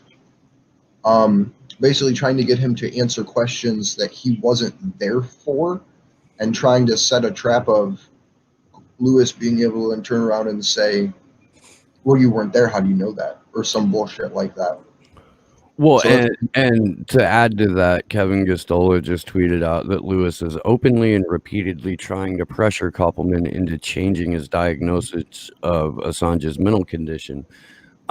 So I would guess that part of the tactic is exactly to do that, to try and confuse the timeline so much to where he forces a change in, an on the witness stand change of diagnosis. is that the script, right? That I would think so. right? And then you also have earlier, how you had mentioned, I'm not going to scroll up to find it, it is on our Twitter feed though, where Judge Vanessa Baraitzer literally stepped in to cross examine this guy because Lewis couldn't ask questions right. Like, I don't think the judge. Oh, hold on, there's a big man.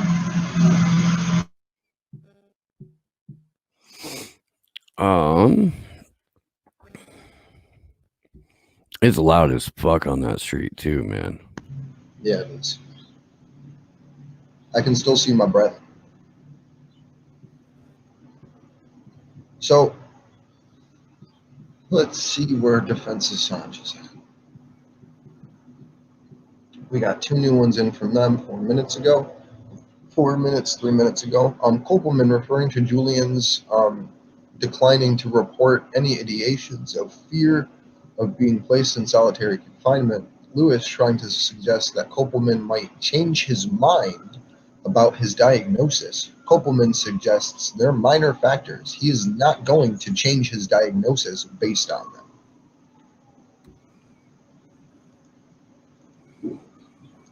And does anyone else know about a time a doctor changed their diagnosis at the request of an attorney in the UK working for the American prosecution? Can anyone point to a case where a trained medical doctor would degrade themselves to the point to change a medical diagnosis on stage, essentially? That's just what?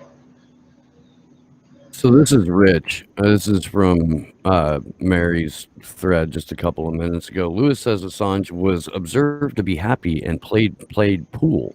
Koppelman goes once. He played pool once. Lewis says this is inconsistent with someone who has severe depression, like he would fucking know. Koppelman has answered this previously by saying sometimes people with depression engage in an activity and then just collapse. Koppelman says Julian was embarrassed about talking about some of the symptoms. Lewis said, you've already agreed that close observation by a team is crucial. Koppelman says it's not crucial, it's important, and the quality of those observations can vary, which is true. But this is like, this is like somebody's, let's use a joke thief as an example. Robin Williams was always thought of as being like happy-go-lucky and whatnot. Turns out he was severely manically depressed, and that resulted in death. So that, just because somebody is smiling doesn't mean that they're not going through some serious deep personal inner turmoil. That's just fucking dumb. And that's just the U.S. prosecution. That's what you get when you put a pit bull into a china shop, right? Yeah, hopefully people have figured out that by trying to answer Lewis's questions in detail with calm will fluster him to the point of losing his shit. So there is a question that somebody asked Kevin Gostola in his Twitter thread. So I'll answer it for him because I like questions. How is pressuring a witness even allowed? And to that, I would answer with a question of how is this court trial even allowed? It's not the pressuring the witnesses and all this bullshit, it comes down to the fact that this trial shouldn't even be happening. Like, it's the statement the first week on Thursday that Kevin Gostola made with us about the COVID-19 bullshit with Miss Dobbins and Lewis forgetting all of his stuff. Like, it's clerks. I shouldn't even have to be here today. Like, this trial shouldn't even be happening. This man shouldn't have been tortured. This man should not be in Belmarsh prison. He shouldn't be x-rayed, strip searched, put into a vertical coffin, transported an hour and a half to be put into a glass box. Like, it just shouldn't be happening across the entire spectrum. And the judge allows it. The judge literally allows the pressuring of witnesses. And we saw up in the thread a little bit where she was joining in. Yeah, there's a question in my chat. Is there some way we could go after the judge for not recusing herself due to conflict of interest? Is There there are such a people that are mechanism in the trying. UK that doesn't involve an appeal in another court? On No. Wise Up Action, there is a open letter that people can sign about the conflicts of interest with Barrister and Arbanath. I can't remember who wrote the open letter and who's been filing the complaints, but there is someone over in the UK filing complaints specifically about this. I don't feel like Action for Assange, or like me personally, is in a position to make any demands of the legal proceedings themselves, like trying to say, get rid of this judge, get rid of that judge, because that's something that has to just be a legal process. But I think the best thing that we can do is to pressure the courts to either make this a public video, so that way everyone can watch this trial and its proceedings, or at the very worst, the end of the trial, release the full thing to the public. So that way we can see the judge's abysmal behavior, because right now we can only go off of the tweets that wonderful people are putting out, but is still not exact to what is happening in court. I guess it's not. I don't know how to word that properly because it's super early. But you get what I'm saying? Absolutely. I need to go start more coffee. I will be right back. Okay. Real quick, Rob, do you know who's the lawyer who wrote the lawyers for Assange letter? If you know that off the top of your head, fire Is that away. Lisa Johnson? No, Liz is a doctor. She's doctors for Assange. The woman, she was on a panel just the other day on CN Live. I want to say she's like Slovenian. I'll be right back. I'm going to start some coffee water and then I'll look that up. That's fine. I'm going to jump over to Richard Medhurst. And Richard Medhurst doesn't have a direct video link, but he is taking the information just like us and live tweeting it out in his own words. Lewis blatantly and embarrassingly tells Kopelman he is attempting to alter his diagnosis of Assange's mental health. Kopelman slaps him down, reminding him that he is a lawyer and not a shrink. Sounds like the response a lawyer would give, to be fair. Lewis of the Queen's Counsel, through his various suggestions, seems to think that the consumption of milk and oranges and playing pool once on occasion is indicative of perfect mental well-being and physical strength. The NHS would thank their lucky stars he did not become a doctor. So I like that one. I'll throw that one up on the A4A timeline. And again, we are reading from the active posters right now, which are Richard Medhurst, Kevin Gostola, Defense Assange, and Mary Kostakidis. Juan Passarelli did have to step away this morning. Not sure why, but I kind of have my own little assumptions behind there just based on everything that's going on. So I do wish Juan well, and I hope everything is okay. But I am checking here to see if Mohammed has started posting again. Mr. Almazi, our good friend over in the UK. So let me see where he left off. Nope, he left off at the 10-minute break. So Mo's probably outside the courthouse right now, doing awesome photography and getting those kinds of pictures and quotes and interviews, because that's something he does quite well. And just to give something a little bit light here until Steve comes back, I'm going to screen share. I Hey, mean, Steve. I'm back, but only for a moment. I'm having a hard time finding out who the woman is that started the Lawyers for Assange. I'm gonna go check with. I'm gonna go look at that consortium news panel. That's what I'm gonna do. So I'll kill the screen share. I just wanted to show these pictures that Mo had posted, because he does great reporting on the court case itself as well as being outside of it. So I just want to give a special thank you to Mo for all the hard work that he does on top of Kevin and Mary and everybody else that's actually live tweeting this out too.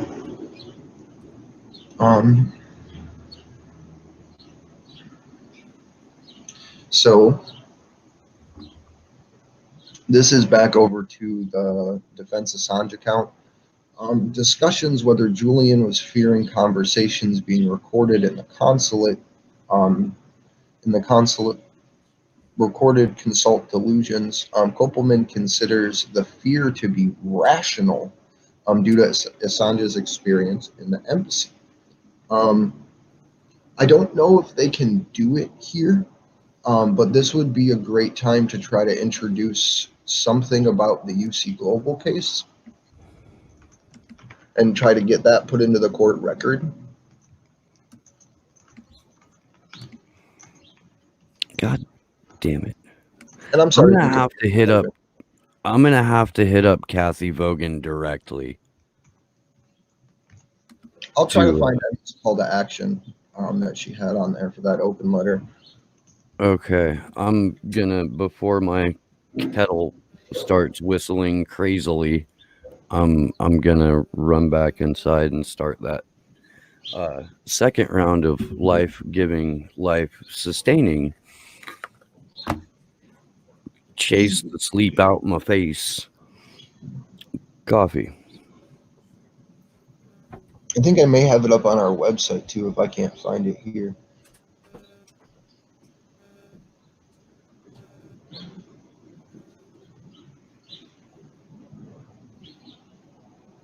Yeah, I can't find the open letter.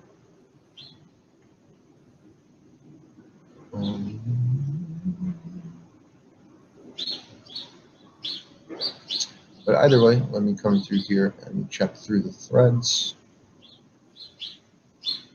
So Mary Kostakidis has some new information out. I'm going to start back at the last tweet we talked about with the pool. I know we read this twice, but I think it's important to give context as we go back into parts. Lewis said that Julian was observed to be happy and playing pool. Kopelman says once. He played pool once. Lewis says, is that inconsistent? That's inconsistent with someone who has severe depression.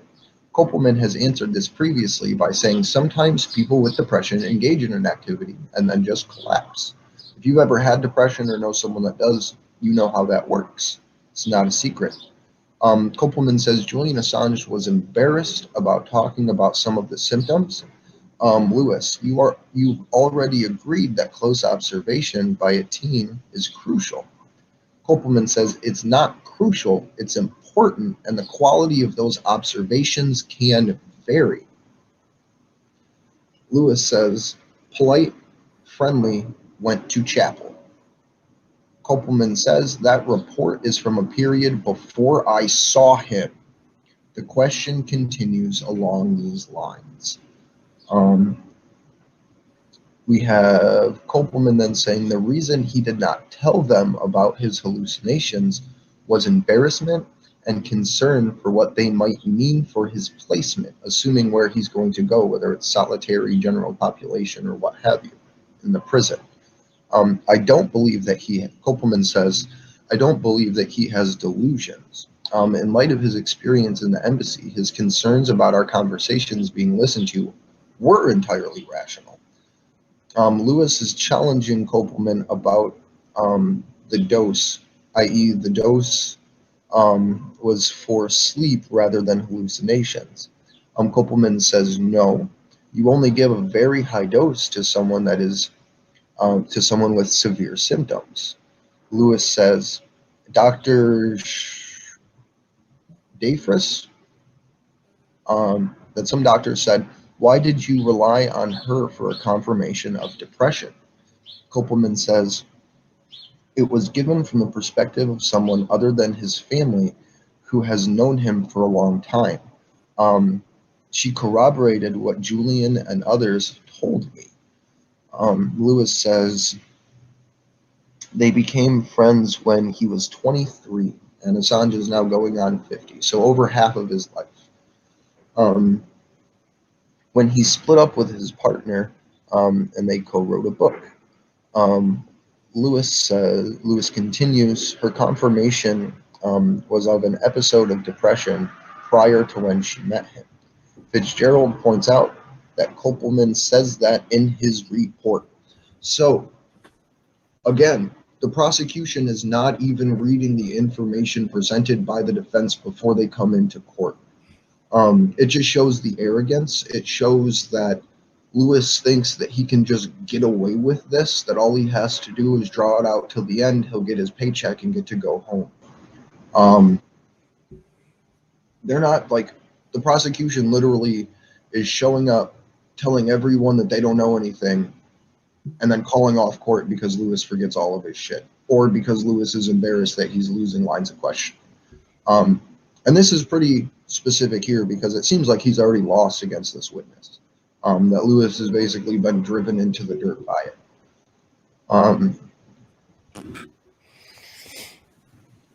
But again, right, so Lewis is trying to make Kopelman comment on a time period before he was Julian's doctor. And so this is kind of a new strategy, but it's also the same strategy that backfired on Joel Smith yesterday, when the prosecution was forced to accept that David Lee published the Cablegate documents first by releasing the key to them. And now you have Lewis essentially coming in doing the same thing, trying to conflate time periods, and more or less ignore everything that the defense and these witnesses have brought forward to try to solidify their own narrative.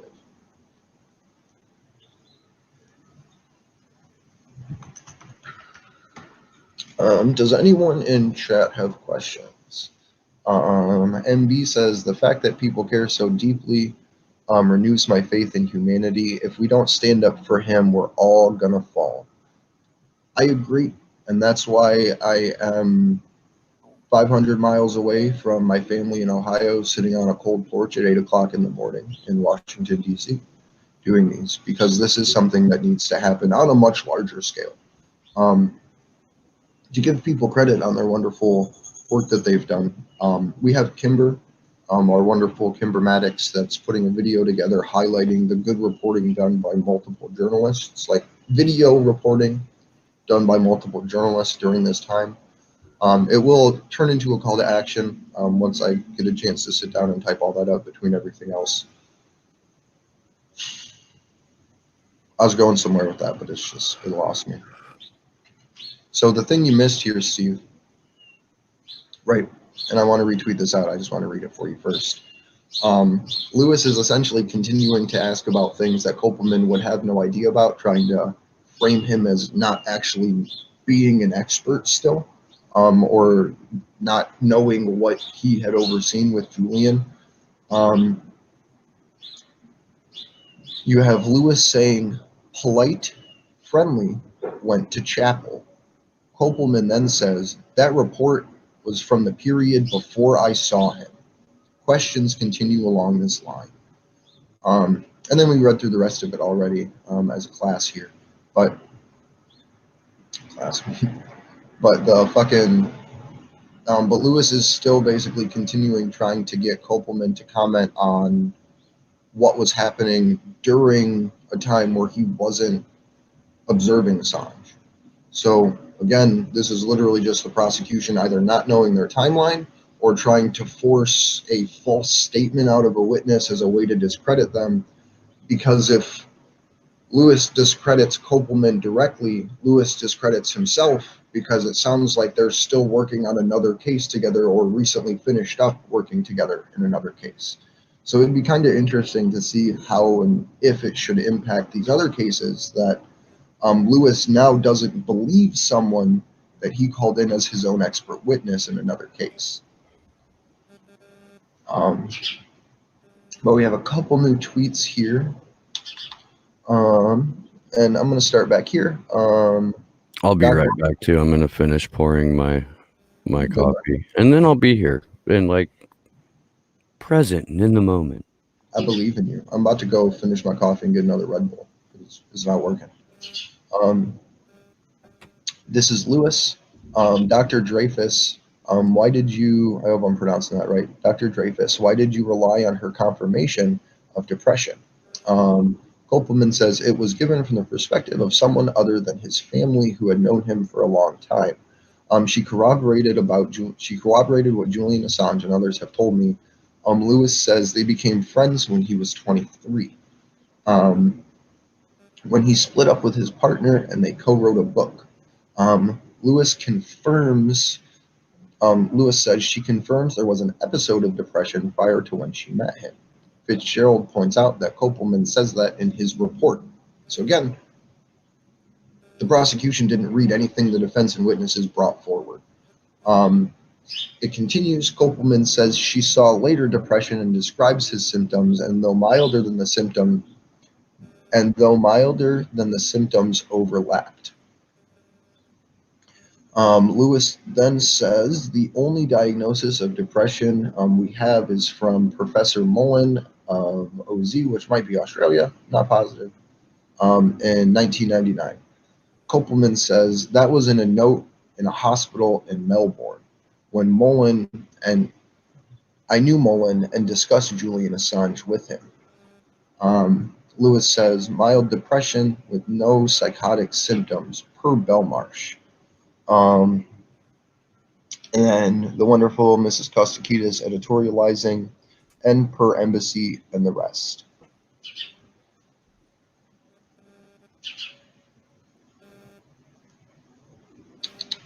Kopelman says depression was recurrent. I did not say that the psychosis was recurrent. Lewis, you say that Dr. Dreyfus said that he would commit suicide if he was extradited to the U.S., but that's not what she said, did she? She said he would attempt suicide, according to our contemporaneous notes. That's literally just, and I know they're fucking, that Lewis is a lawyer, but that's the how can you argue, like, as a human being? Let me read this again, right? Kopelman says depression was recurrent. I did not say the psychosis was recurrent. Lewis, so Prosecutor Lewis, representing the good old US of A here. You say Dr. Dreyfus said he would commit suicide if he was extradited to the US, but that's not what she said, did she? She said he would attempt suicide, according to your contemporaneous notes. So not only in this one sentence is this man trying to literally conflate attempt and commit, right? Which is ultimately the same thing. You have to attempt something before you finish it, which is committed, right? So just to clarify, as dark as that is to fucking say, that Lewis is literally sitting here and be like, he's not going to commit it. You said he's going to attempt it. And then proceeds to again insult his notes, according to your contemporaneous notes. And just to harken back here, Lewis and this doctor seem to know each other, which I think is very important to point out. That it appears that Lewis has called him in personally as an expert witness on other cases, has asked someone who may or may not be a friend of Lewis to stick to the script, had the judge intervene, literally asking questions, which is supposed to be what the lawyers do. And then you have him going all the way down here to call his notes contemporaneous. And like I want these recordings because I want to hear this sick, disgusting motherfucker say that? Let me...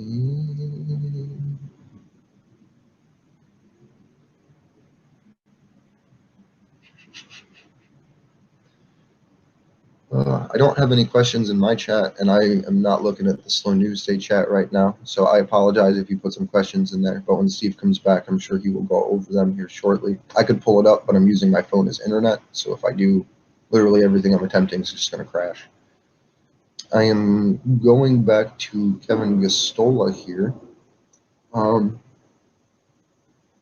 This was just to pick up with where we were talking. Lewis is openly and repeatedly trying to pressure Kopelman into changing his diagnosis of Assange's mental health condition.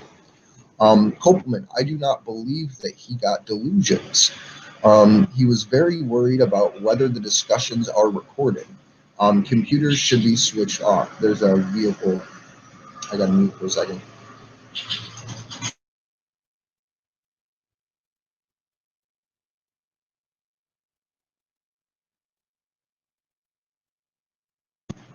Contractor's gonna contract. Where were we at? Kopelman says, I do not believe that he's got delusions. He was very worried about whether discussions are recorded. Computers should be shut off. In light of experiences in the embassy that were irrational anxiety.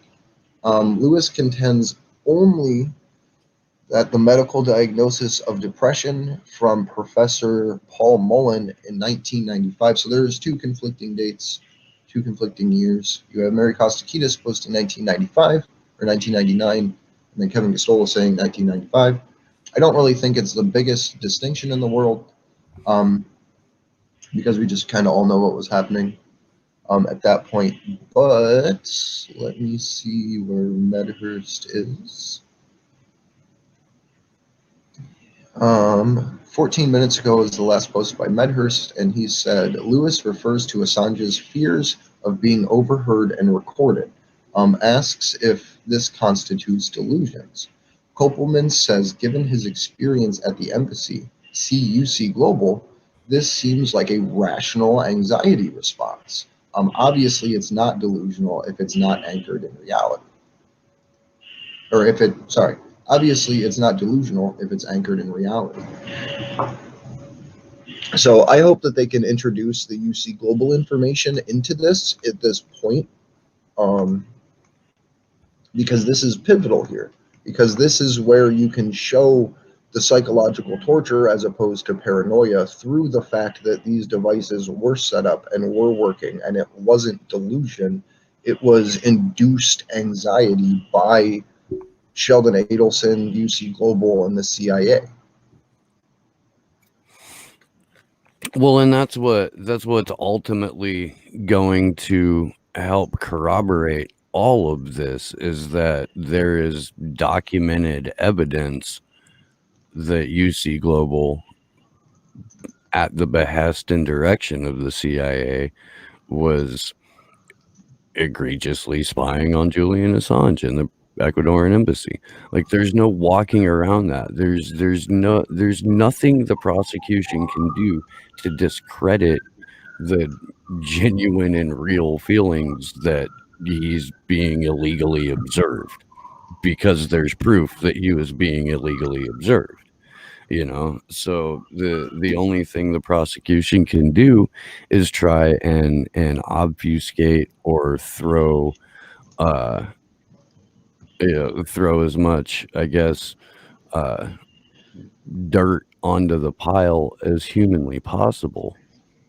And I hope this is where, because if you hearken back and remember your wonderful American histories, the Pentagon Papers actually got thrown out on a technicality due to illegal surveillance. That is one of an infinite number of reasons why this court trial should be thrown out. Cassandra Fairbanks' statement last night confirmed to the court, even though it's something all of us already knew, that the embassy was 100% for fact, for certain, under surveillance by the U.S. government, through their workings with UC Global and the backdoor channels that had been set up. And I hope when the defense actually gets to take the stand here, they can introduce the UC Global case as a way to explain the rational anxiety response as opposed to just hardcore paranoia. Because being induced into a state of constant anxiety causes way more issues than just being paranoid. Oh, absolutely. I mean, look, man, it's no real secret to any of my audience that I've had a fairly interesting life, and at a couple of different points have been subjected to surveillance, and holy shit does it fuck with you. Like it it permeates every aspect of your day, every fucking waking second, and you've got to fight to back burner all of that in order to carry on with the most basic functions of your day, let alone excel at anything that it is that you do. It's a form of psychological warfare. It's supposed to be. It's designed that way. Um, so to I don't know, to try and act like there's anything that could be faked out of as a result of that, it is sickening. But even more to the point, um, it's there's too much evidence to suggest that any of it is fabricated.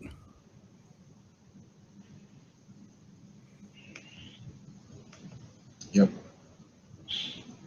So I just want to say they did just break for lunch, which is super early for them, actually. They usually break around, I'd say, about another hour or two. So this is kind of maybe not 8, 9, 10, 11, 12. No, I guess it's 1 o'clock there right now. Time zones and stuff. Apparently, I'm better at it than the prosecution. Let me see, because we have a couple more by Barry Costakitas. So let me back up. So Kopelman says depression was concurrent. I didn't say the psychosis was concurrent. Lewis says, you say that Dr. Dreyfus said that he would commit suicide if he was extradited to the U.S. But that's not what she said, did she? She said he would attempt suicide according to your contemporaneous notes.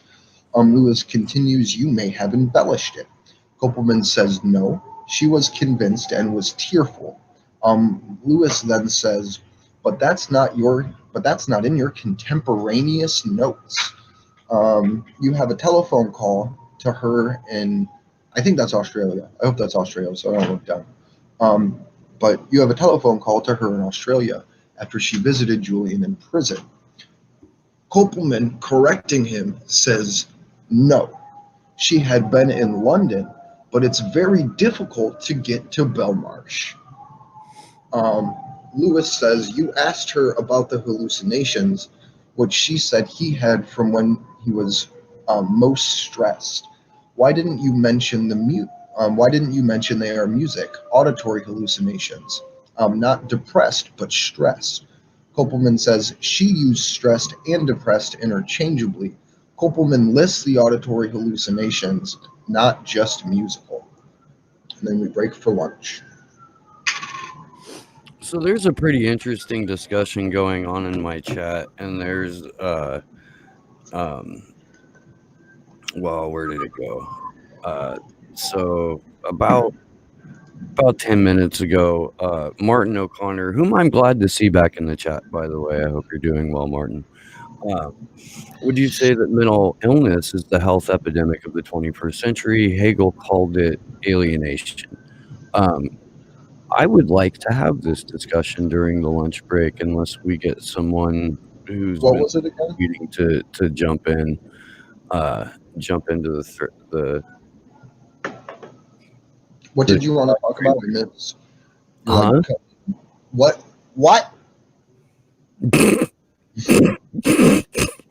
What is it that you want to talk about? I missed the first half.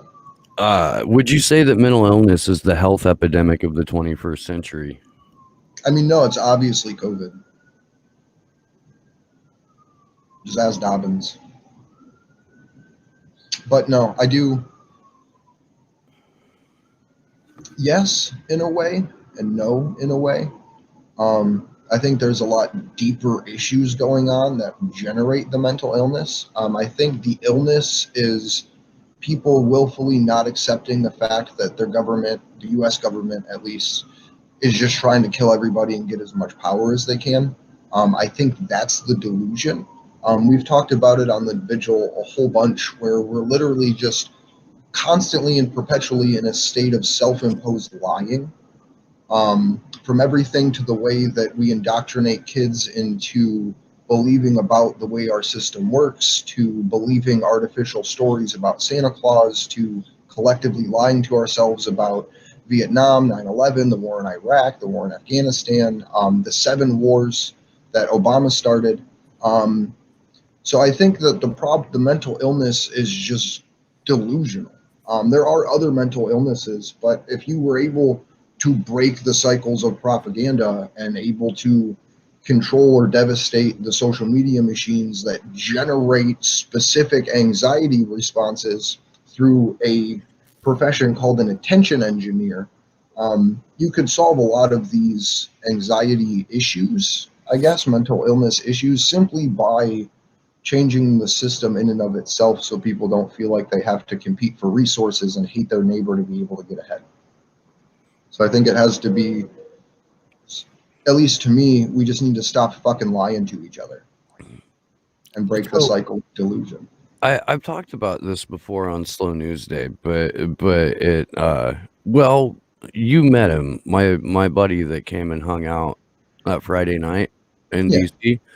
We've had this conversation going back almost 20 years about how we are basically psychologically tortured from birth, and we're forced into presenting almost like a multiple personality disordered self as a rule, because there's the kid that you're allowed to be in certain spaces, then there's the kid that you have to be in a classroom setting, then there's the kid that you have to be in a more formal setting, then there's the kid that you have to be around all adults, and like you're from birth just sort of fractured into several different selves. And then those several different selves move into like the junior high and high school setting, where all kinds of adult behaviors and decisions are forced on you when you've still got more than half of your life to go before your brain is fully developed. Like it's a shit show, man. Where people are encouraged and rewarded for not being themselves. How can you not come through that some sort of psychologically scarred? How? I don't know. There's a comment over in the A4A restream. How much of our mental illnesses are manufactured to deter dissidents and promote ethnocentric agendas? If the plan was just to create obedience, I doubt we would see as much controlled opposition provocateurs. Huh. I might need to hear that again. How much of our mental illness is manufactured? This isn't grammatically perfect, so I'll try my best. I am dyslexic, so it makes it harder. How much of our mental illness is manufactured to deter dissent and promote ethnocentric agendas? If the plan was just to create obedience, I doubt we would see much controlled.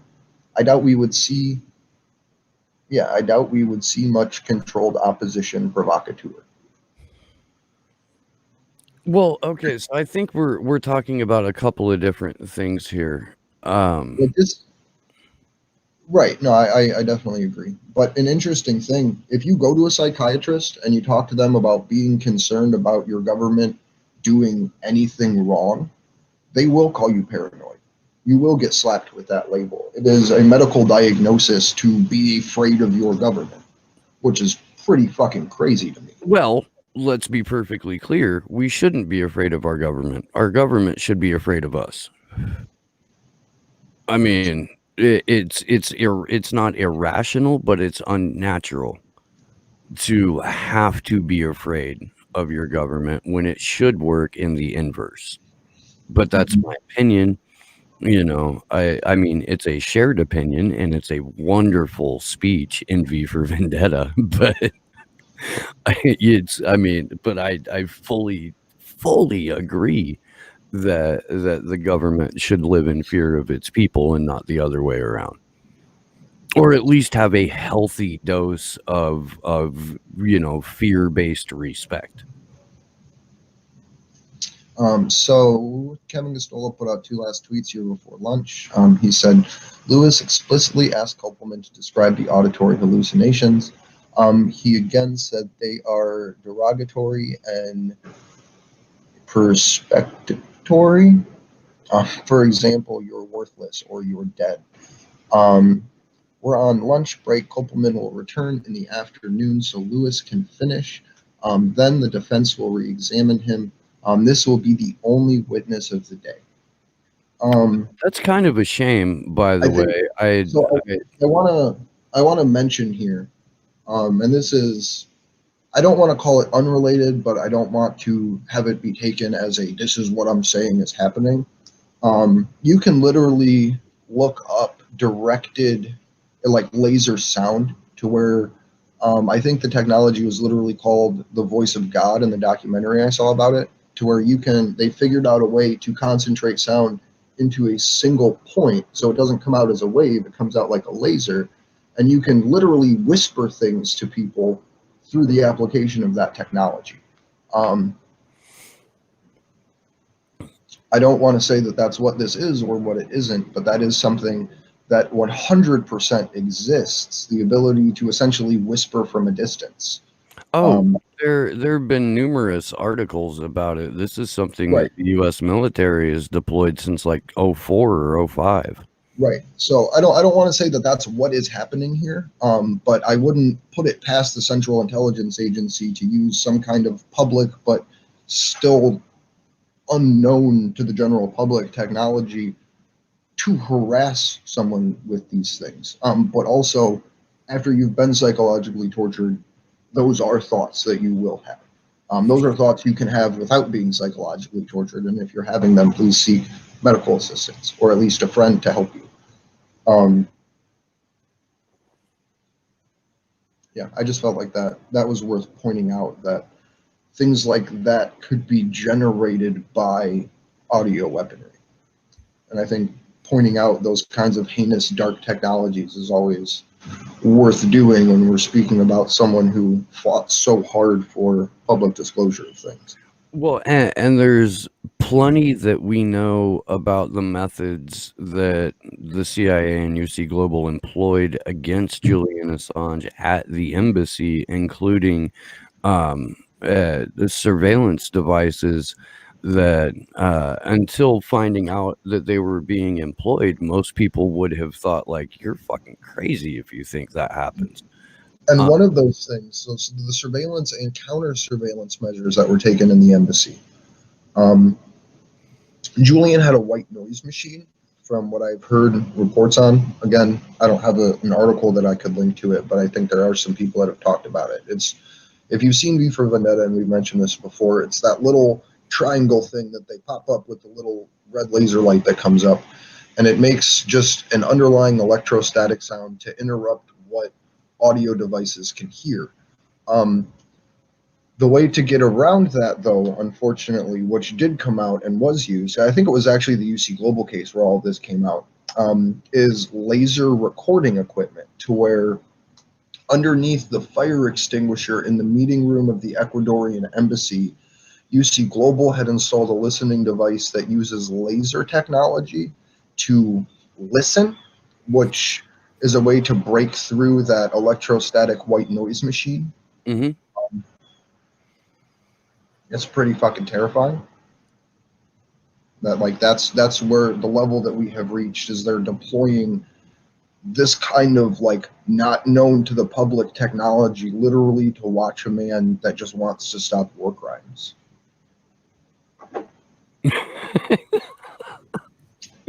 I mean, look, I'm laughing because if I don't, I'm gonna fucking scream. I'm But gonna need to run inside and get some more coffee or a phone charger. 'Cause sure. I'm using my hotspot right now. Just for everyone. But I laugh so I don't scream. I fucking it shows the level of dedication to further committing war crimes that our rogue intelligence agencies that unfortunately have a more or less just frozen fucking grip on our legislative and executive bodies will go to continue to commit those war crimes.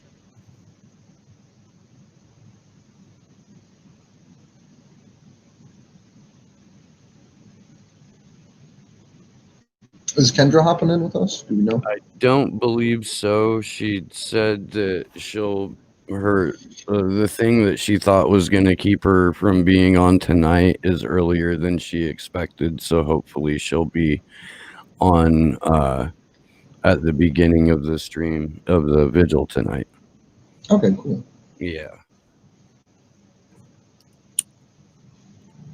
Yeah, for the people that are watching this right now, like we're also engaged in like 6 separate conversations and a couple of DM threads, and like if it looks like there's some downtime or we're a little bit scattered, it's because we're trying to do like 15 things at once. And we've all been up since 5 o'clock on the East Coast, 2 o'clock on the West Coast.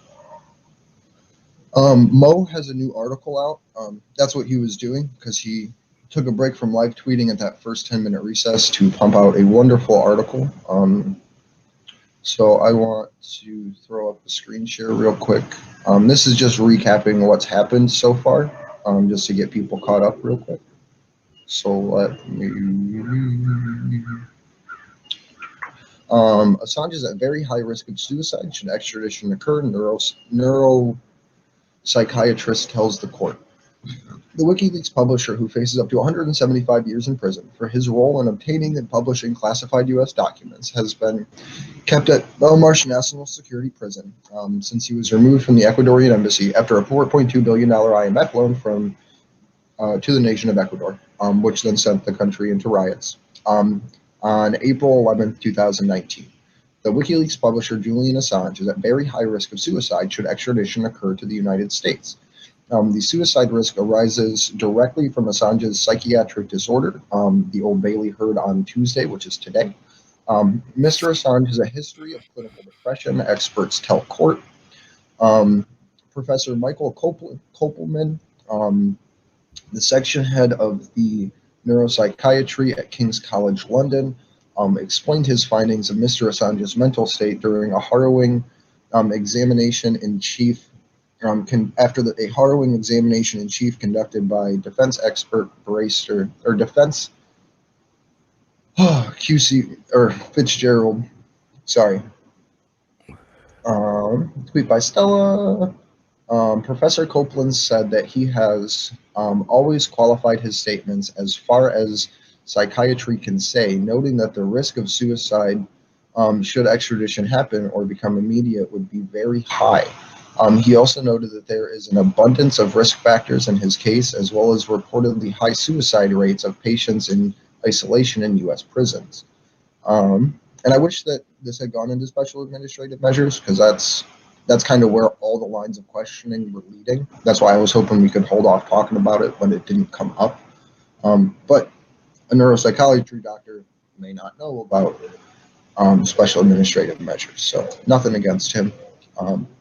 The professor, who said that he conducted an old-fashioned history of the patient, assessed the recurrent depressive disorder with prominent suicidal ideations that became more severe during the lockdown, and that he found the evidence to suggest a genetic predisposition to clinical depression. Mr. Assange had a history of self-harm with 2 close relatives who had taken their own lives, the court heard. It is true to say that It is true to say that we cannot add these up and make a mathematical prediction of his suicide risk. All we can do is note that there is an abundance of known risk factors in Mr. Assange's case, Professor Copeland explained. The court also heard that Mr. Assange had been taking various medications to assist with his symptoms. The prosecution suggests Mr. Assange is exonerated, prosecution suggests that Mr. Assange is exaggerating or feigning his symptoms. James Lewis QC, cross-examined for the prosecution, started off by examining the basis of Professor Kopelman's assessments by asking whether he relied upon International Statistical Classifications of Diseases, ICD, from the World Health Organization. The professor has made clear that he was not a great fan of what he calls those bloody books, such as the ICD or their Diagnostic Statistical Manual. He noted that he gives his clinical analysis and then says what is the equivalent of an what an equivalent of the ICD is. I served upon a couple of ICD-11 committees, and I have to say that it is a very political organization. This is referring to the World Health Organization. So go watch Event 201. The professor added that some are better than others. There are some questions raised as to the qualifications of the professor who has testified in court for both the defense and the prosecution in cases over the last 3 decades. Professor Kopelman called it a bit rich that his expertise was brought into question, given the fact that quite recently Lewis was keen to secure Mr. Kopelman's expertise as an expert witness in a separate case, which resulted in laughter from the court. The judge also noted that Mr. Lewis had little response to that point, because you can't say anything to that point. Like, you're trying to discredit a witness that you called an expert in a previous court trial. The cross-examination heavily on whether Mr. Assange was feigning or exaggerating symptoms and whether the professor has the skills to detect exaggeration or malingering. Spotting exaggeration and malingering is a big part of neuropsychology. The professor made it clear, adding that every time I have been to the prison, I am aware of the possibility of exaggeration. Every time. Mr. Lewis also picked through the professor's report to the court, asking him why certain observations in the patient file had been left out of the court report and why other statements had been mentioned. Lewis continued to challenge the professor by quoting sections of his medical notes, which argued that which he argued was inconsistent with the risk of suicide and clinical depression. My summary of these notes is more comprehensive than any of the psychiatric reports available, Professor Copeland insisted, adding, I have done my best, and noting that Lewis will always find things that he thinks should have been included. Mr. Assange was sentenced to up to 175 years in prison if he is convicted of all the charges made against him in the U.S. The charges almost entirely relate to his role in publishing the Iraq and Afghan war logs, Guantanamo Bay, detainee files, and the diplomatic cables, which revealed war crimes and other criminality and abuse committed by the U.S. government and U.S.-backed forces. And then there's some really gross pictures of earwax. But I don't know if I've remarked on this yet or not, but it has not escaped me, and I even saw Kevin Gostola mention it at some point yesterday evening. There's an article out by NBC News, who has finally decided to mention Julian Assange in their reporting, but the only context in which they'll mention Julian Assange is based solely off of the support letter that like Lula and a number of lawyers and a number of other members of parliament and current and former heads of state have signed demanding the release of Julian Assange. That has got more coverage by mainstream media than the entirety of this hearing. Like, and look, honestly, if that's what it takes for the mainstream media to cover the most important press freedom trial in our fucking lifetimes. I'll take it. I will.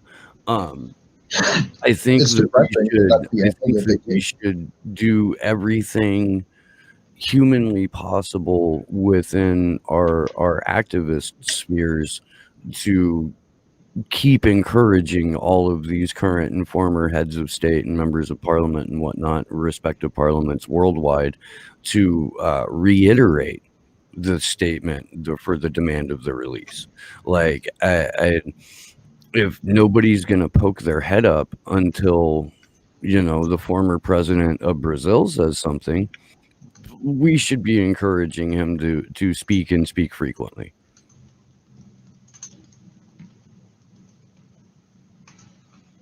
So I just retweeted this. I just quote tweeted it.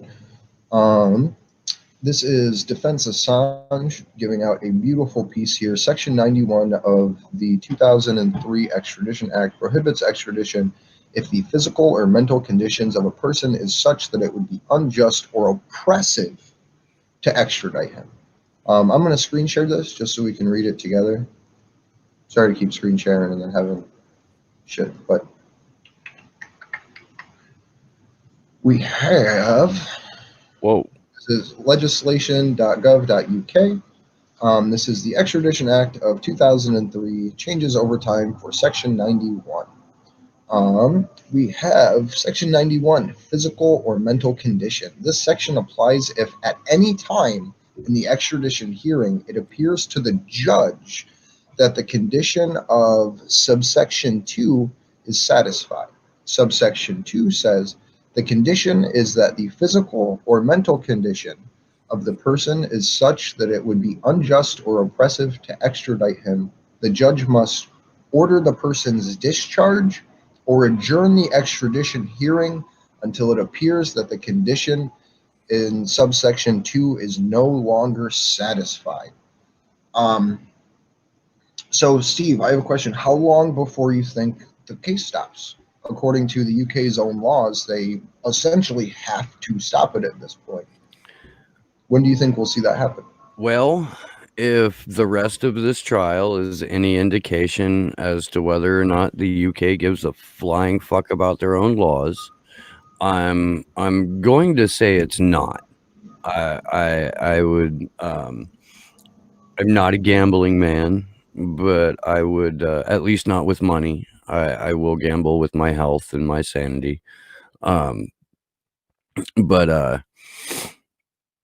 I don't see that happening. I really don't. And it's a shame because there are so many different reasons for this case to be thrown out. In fact, there are a multitude more reasons for this case to be thrown out than for it to continue.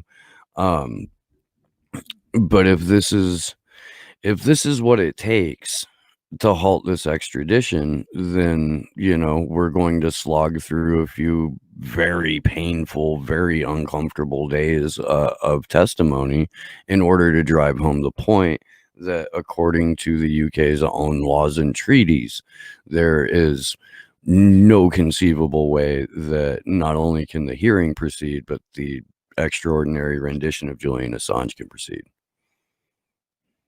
You're muted. You're still muted. I got it.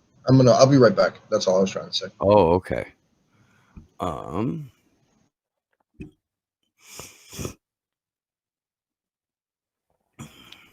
I do not know enough about the world of psychiatry to know who Robert Sapolsky is, but I will go look that dude up later to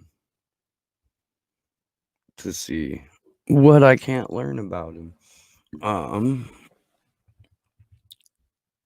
If there are any questions in the chat, please feel free to ask them, as long as they don't have to do with famous psychiatrists of whom I know nothing. Yeehaw. I believe this evening on the Assange Vigil, we're going to be connecting with Syrian Girl. we were supposed to have on Saturday, but because we have problems figuring out time zones and shit like that, we didn't connect.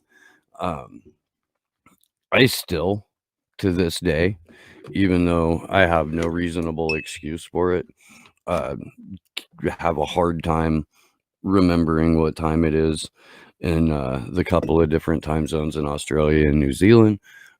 She's based out of Perth, so it's a little fucky, even though I can, now I'm fully aware of the fact that all I have to do is add 12. But I wasn't really on top of that, or at least as nearly as much as I could have been. This next week or so, it is, I think I would like to do my damnedest to make it audience's choice for who we have on. Obviously not today because we've already booked. And Saturday, we're trying to get together a panel of the journalists who have been present for at least the cloud video feed for this hearing, so that we can get their own individual and unique perspectives about what has been taking place. But the following week or two, I would like that as much as possible to be audience's choice.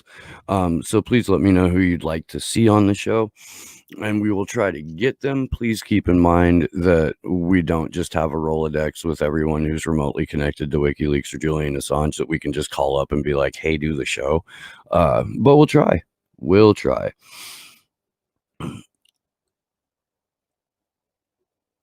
Yeah, I will back that, George. Alleged listing all the courtroom inconsistencies or downright disregarding of the law. Yeah. Mohammed Almazi does have a rolling tabulation of that. Kevin Gistola is more or less a human encyclopedia when it comes to that, so he can rattle them off pretty quickly. And these are both people that you can approach directly on Twitter, like in a reply, and ask. And they're pretty good about just, about answering direct questions. And if they have the answer, they'll give you the answer. If they know where it's located but don't personally have it, they'll point it to you. And we're hoping that Mo will be one of the people that are on our panel on Saturday. That's funny. Liam Chomsky doesn't return your calls. Return my fucking phone calls, Noam Chomsky. That'd be great. Tonight, Karen, Syrian Girl is supposed to be on tonight. I will send an email and try and confirm that. Do.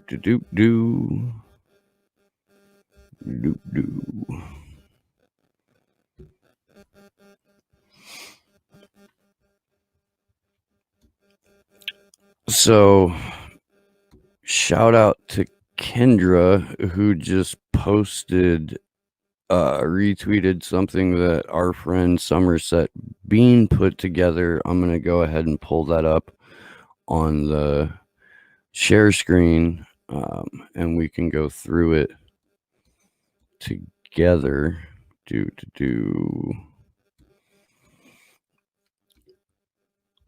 Make this a little bit bigger. We do it live. This is a full thread on the ongoing psychological torture of Julian Assange. A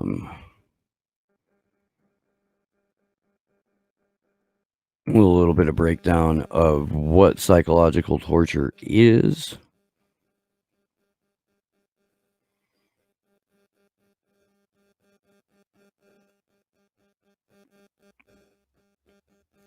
And I'm also like half-ass paying attention to the chat as well. By the way, all of Bean's graphics are downloadable for 100% free. And they make really good flyers.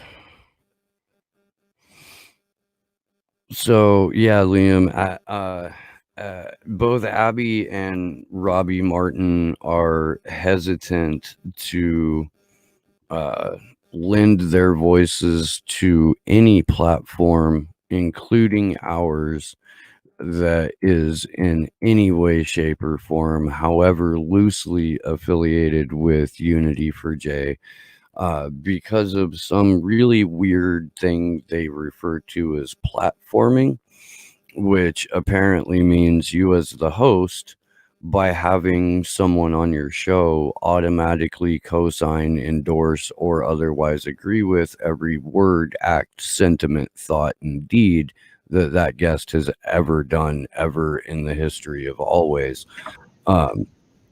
which is unfortunate, because in their own ways they both do very good work. Do we want to talk about special administrative measures? Might as well. I don't know where I have that PDF.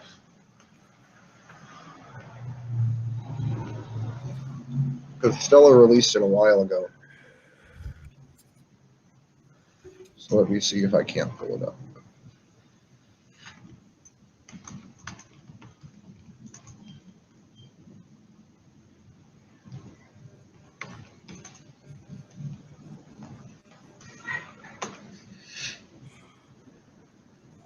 So what I have is from the Center for Constitutional Rights, and it's got pretty much everything. It's got the full SAMS report, the executive summary, a whole crap ton of Freedom of Information Act documents. I'm going to go ahead and put the link to this was the one that we were exploring on the vigils 2 months ago. I'm going to go ahead and put the link to that in my chat. I'll drop it in the A4A Restream chat as well. Before we dig in, I do have a question in our chat. They say, do you think Noam Chomsky is too consumed by the Israeli colonization of Palestine to see how the Clintonites like Biden are a greater threat outside of the Middle East?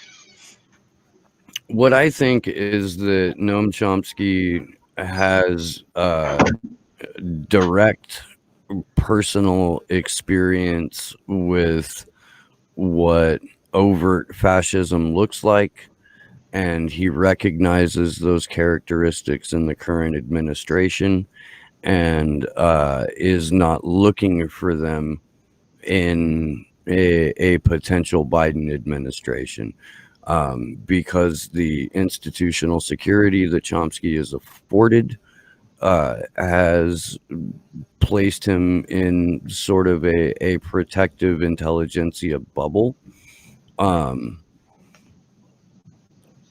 I guess that's the best of my ability to explain it. I don't know Noam Chomsky. I don't know where his personal biases lie. But it's one of those things where not everybody is going to be right 100% of the time, and even if you think that they should know better, that ultimately comes down to you imposing your interpretation of events onto the person of another human being, and that's not how people work. But that doesn't mean that I'm not disappointed in Chomsky for developing Trump derangement syndrome, but it's also not preventing him from doing other necessary work, including the recent foundation that he started with Hedges and Ellsberg on behalf of Julian Assange. Up on the share screen, because I do have the share screen up right now, we do have the darkest corners, special administrative measures, and extreme isolation, and the Federal Bureau of Prisons. And this is referring to I'll just read the summary. Prisoners, psychologists, and human rights advocates have long attested the horrors of solitary confinement, cramped concrete cells, sensory deprivation, and overwhelming social isolation. Scientific consensus that such conditions cause permanent harm led to the former United Nations Special Rapporteur on Torture to declare that any imposition of solitary confinement beyond 15 days constitutes torture and cruel, inhumane, or degrading treatment. The practice has been promoted hearings before the U.S. Senate and the state and at the state level. Many corrections leaders have recognized that long-term isolation is unnecessary and even counterproductive. And I'm not going to read this whole summary. I'll just go skip around a little bit. SAMS denied special administrative actions, as they'll be referred to as SAMS, denies prisoners the narrow avenues of indirect communications through sink drains or air vents available to prisoners in solitary confinement. They prohibit social contact with anyone except a few immediate family members and heavily regulate those contacts. They further prohibit prisoners from connecting to the social world via media and news, limiting a prisoner's access to information, to outdated government-approved material. Even a prisoner's communications with his lawyers, which are supposed to be protected by attorney-client privilege, can be subject to monitoring by the FBI. And look, let's be perfectly clear what that means. Hang on, let me interject here. Because when they say that it can be monitored by the FBI, what they mean is that they will put an FBI agent in the room in between you and your lawyer. Literally in between you and your lawyer. But so before the question gets asked, like, why is this allowed? I do feel like it's worth mentioning. The United States did ban slavery in the fields and moved it into the prisons. So people in prison, technically, according to the 13th Amendment, are not people. They do not have rights. They are slaves. So that is how special administrative measures can be imposed. So I just want to make sure that I can answer a question before it comes up as to why this is even possible. It is because when you are incarcerated in the U.S., by law, you are a slave. But do you want to run through the development of SAMS, or do you want to run through the individual aspects of it, physical, social, spiritual, and information? Or some other thing?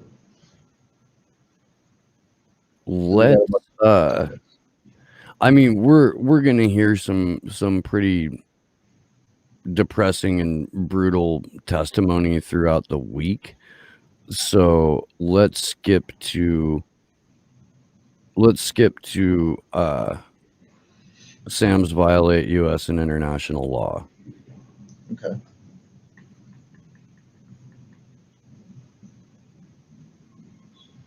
Where's that one at?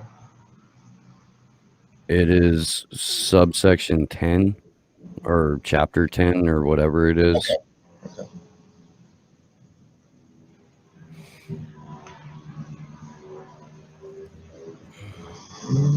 We do it live here, guys. We do it live. I'll be right back too, by the way. Okay. Almost there. SAMS violates U.S. and international laws. And I hope you guys can see this okay up on the screen. I don't know if it's coming through perfectly clear now that I think about it, so I will zoom in a little bit for everybody.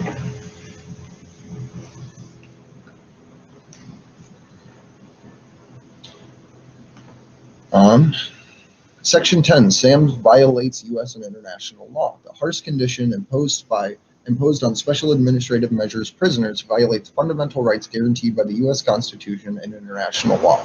The prolonged isolation and sensory deprivation experienced by SAMS prisoners constitutes cruel and unusual punishment and can rise to a level of torture under the 8th Amendment and international human rights. The use of SAMs infringes on the right to a fair trial, particularly when SAMs is imposed before a trial while the prisoner is presumed innocent. And SAMs restricts the fundamental human rights and civil liberties, such as the right to free speech and association, due process, and equal treatment. SAMs constitutes impermissible treatment and punishment. SAMs constitutes impermissible punishment under U.S. and international law. The Eighth Amendment and international law prohibits torture, which encompasses both physical and psychological harm. Increasingly, U.S. courts are recognizing the harms, such as those inflicted by prolonged isolation, can raise to the level of cruel and unusual punishment in violation of the Eighth Amendment. This growing recognition of prisoners' social needs reflects evolving standards of decency that marks the progress of a maturing society. Justice Kennedy recently emphasized the constitutional dangers of solitary confinement, noting the human toll wrought by extending the terms of isolation. Picking up on Justice Kennedy's opinion, in March 2017, Justice Breyer affirmed that prolonged solitary confinement raises serious constitutional questions.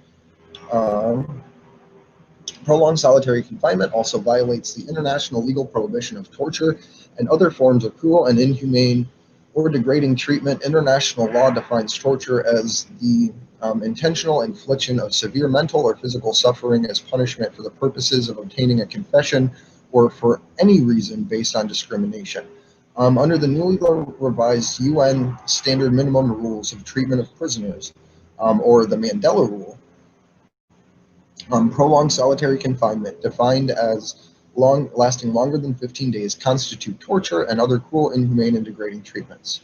The monitoring body of the UN Convention Against Torture has called the United States to substantially limit its use of prolonged isolation, and the Inter-American Court of Human Rights has described solitary confinement as cruel and inhumane treatment, damaging to a person's psyche and moral integrity, and the right to respect the dignity inherent to the human person. The former UN Special Rapporteur on Torture has recognized adverse, acute, and latent psychological and physiological effects of prolonged isolation, and in 2013, he specifically determined that solitary confinement at ADX prison, which, if you recall, was talked about quite significantly in the first 2 weeks, as far as where Julian might be placed, violates the obligations of the U.S. under international law. If prolonged solitary confinement constitutes inhumane treatment or torture, confinement under SAMS is even more extreme. SAMS is imposed in addition to solitary confinement, are inherently prolonged, and per pretrial application can coerce people into pleading guilty. In 2011, when the Special Rapporteur on Torture opposed the extradition to the United States of certain individuals facing terrorism-related charges on the grounds that they may be in violation of international law, he specifically cited the dangers that the accused would be placed under special administrative confinement and SAMS, or under solitary confinement and SAMS, I apologize, and could therefore face torture or other cruel, inhumane, or degrading treatment or punishment. I don't know if you're back yet, Steve.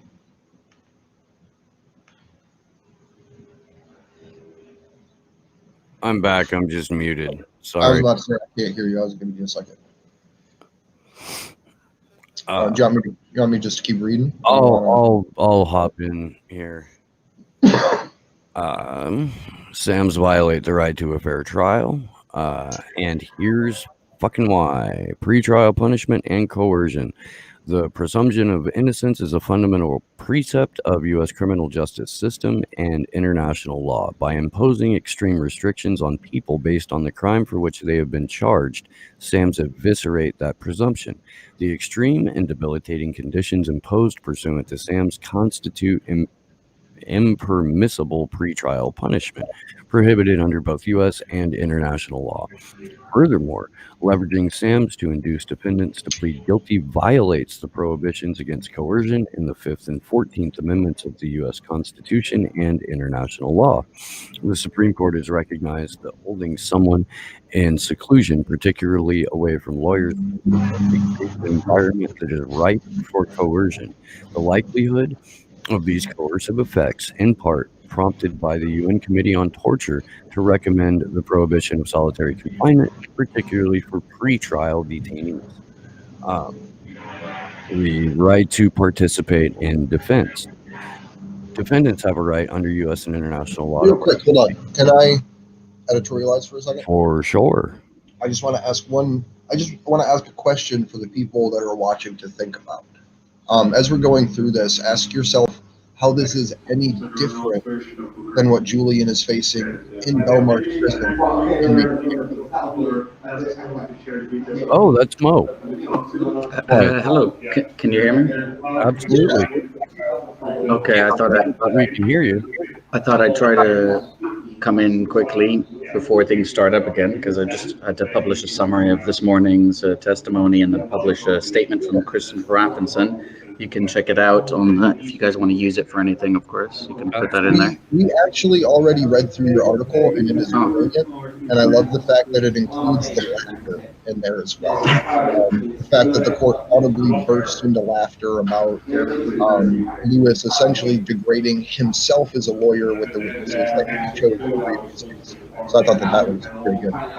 Yeah, it was I think the only time there was laughter. As you can imagine, the court is largely empty, but for the people who were there, they laughed. So it's International School Publishing. I'm gonna have to try to remember to remain keep my voice low, because I'm in an office lounge where other people are also speaking. But to be fair, they're also speaking via video link, doing their own business. So it's perfectly acceptable that I speak.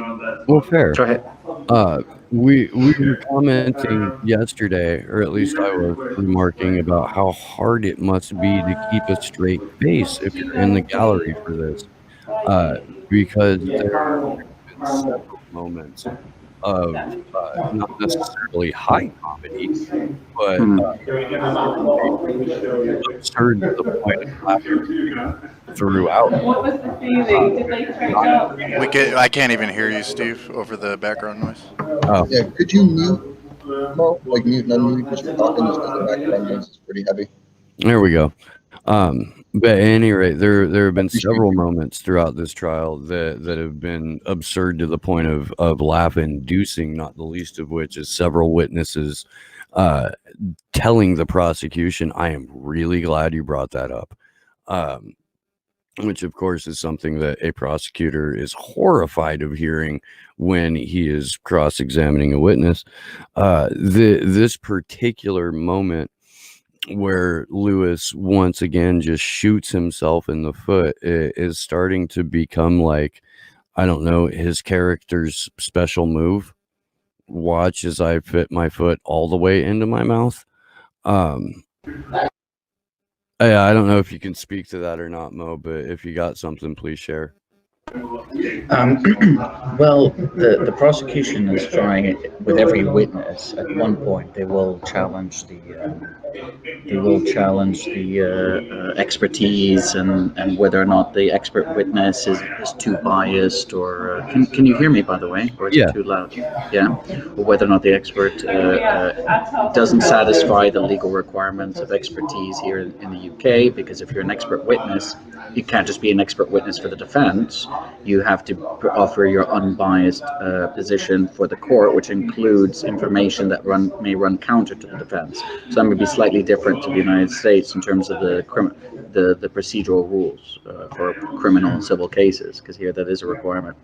But So it's, it might surprise people at first, but when you realize they're doing it with every single witness, then it's understood that the first part will involve sort of challenging whether or not the person is simply biased in favor of Assange. But as we said in this case, the witness, the neuropsychiatrist,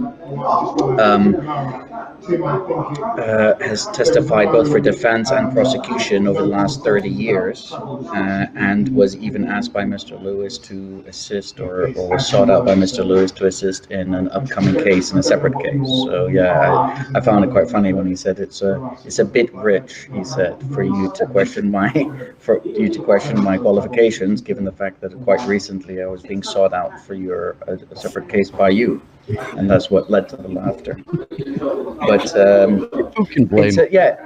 Yeah, exactly. But it was pretty sort of harrowing account today. There was a much more of a solemn sort of feel among supporters that I could see speaking back and forth via social media and direct message, people messaging me, but also the fact that when Christian Hrafnsson came out, he was the only one who made a statement, and he made one statement, and then that was it. I just tweeted it out after the video.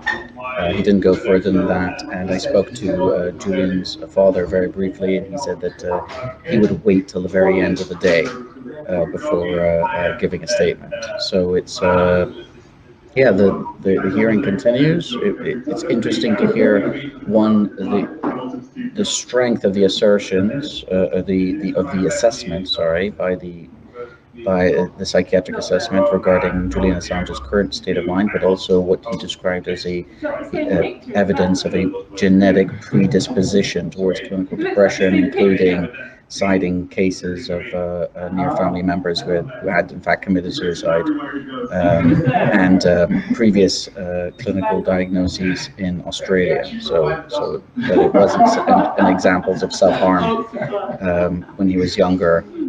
Back in Australia as well. So there's something that seems to have ebbed and flowed, a sort of cyclical problem, no doubt exacerbated by the circumstances of the last 10 years, which is what the assessment was. And then the prosecution comes back and is going through every single aspect of the medical report, saying, why didn't you mention this in your synopsis to the court? Why didn't you mention that to the synopsis in the court? And the expert tried to explain. He said, look, this is already a very large synopsis. Inevitably, things will be left out. I could have just photocopied everything, the entire medical records, and just submitted it, but that's not what was asked of me. That wouldn't be helpful for the court. So he says, inevitably, some things will be left out that either party could say, why did you leave this out? And that went back and forth for a fair bit and up to the break, in fact. So we went over the 2003 Extradition Act, the portion of it that says like Section 91, which is largely irrelevant, but that once you establish that there is a medical reason for not extraditing someone due to physical, psychological, or other conditions, the extradition proceedings essentially have to immediately stop. According to their rules, do you think that Kopelman or any of the witnesses throughout the rest of this week will actually be able to establish that fact? Because it seems like it's already been well established, including down to the point where Prosecutor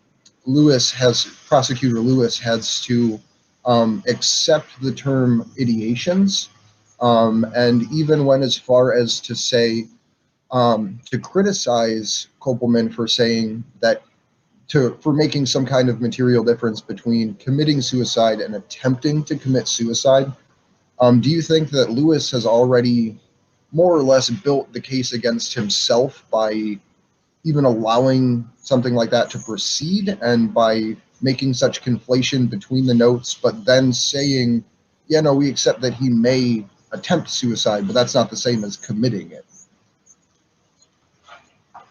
Yeah, so I don't know to what extent he will have convinced the judge by that particular line of attack, as it were. I think we're expecting another 3 days so right now the hearing has just reopened again, so I'll be leaving in a minute. And then testimony will continue, possibly till the end of the day. Cross-examination of Mr. Kopelman will continue, and then followed by followed by re-examination.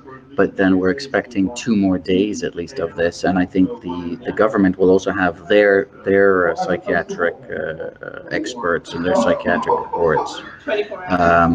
So it's not over yet, is what I'm saying. It's not. They can't just concede the position. They will dissect defense expert testimony. There will be further testimony thereafter from another defense expert about Asperger's syndrome. But then the prosecution has their own psychiatric report, as I understand it. So no, it's not over, not by a long shot. Well, I know you guys. I want to thank you very much for popping in.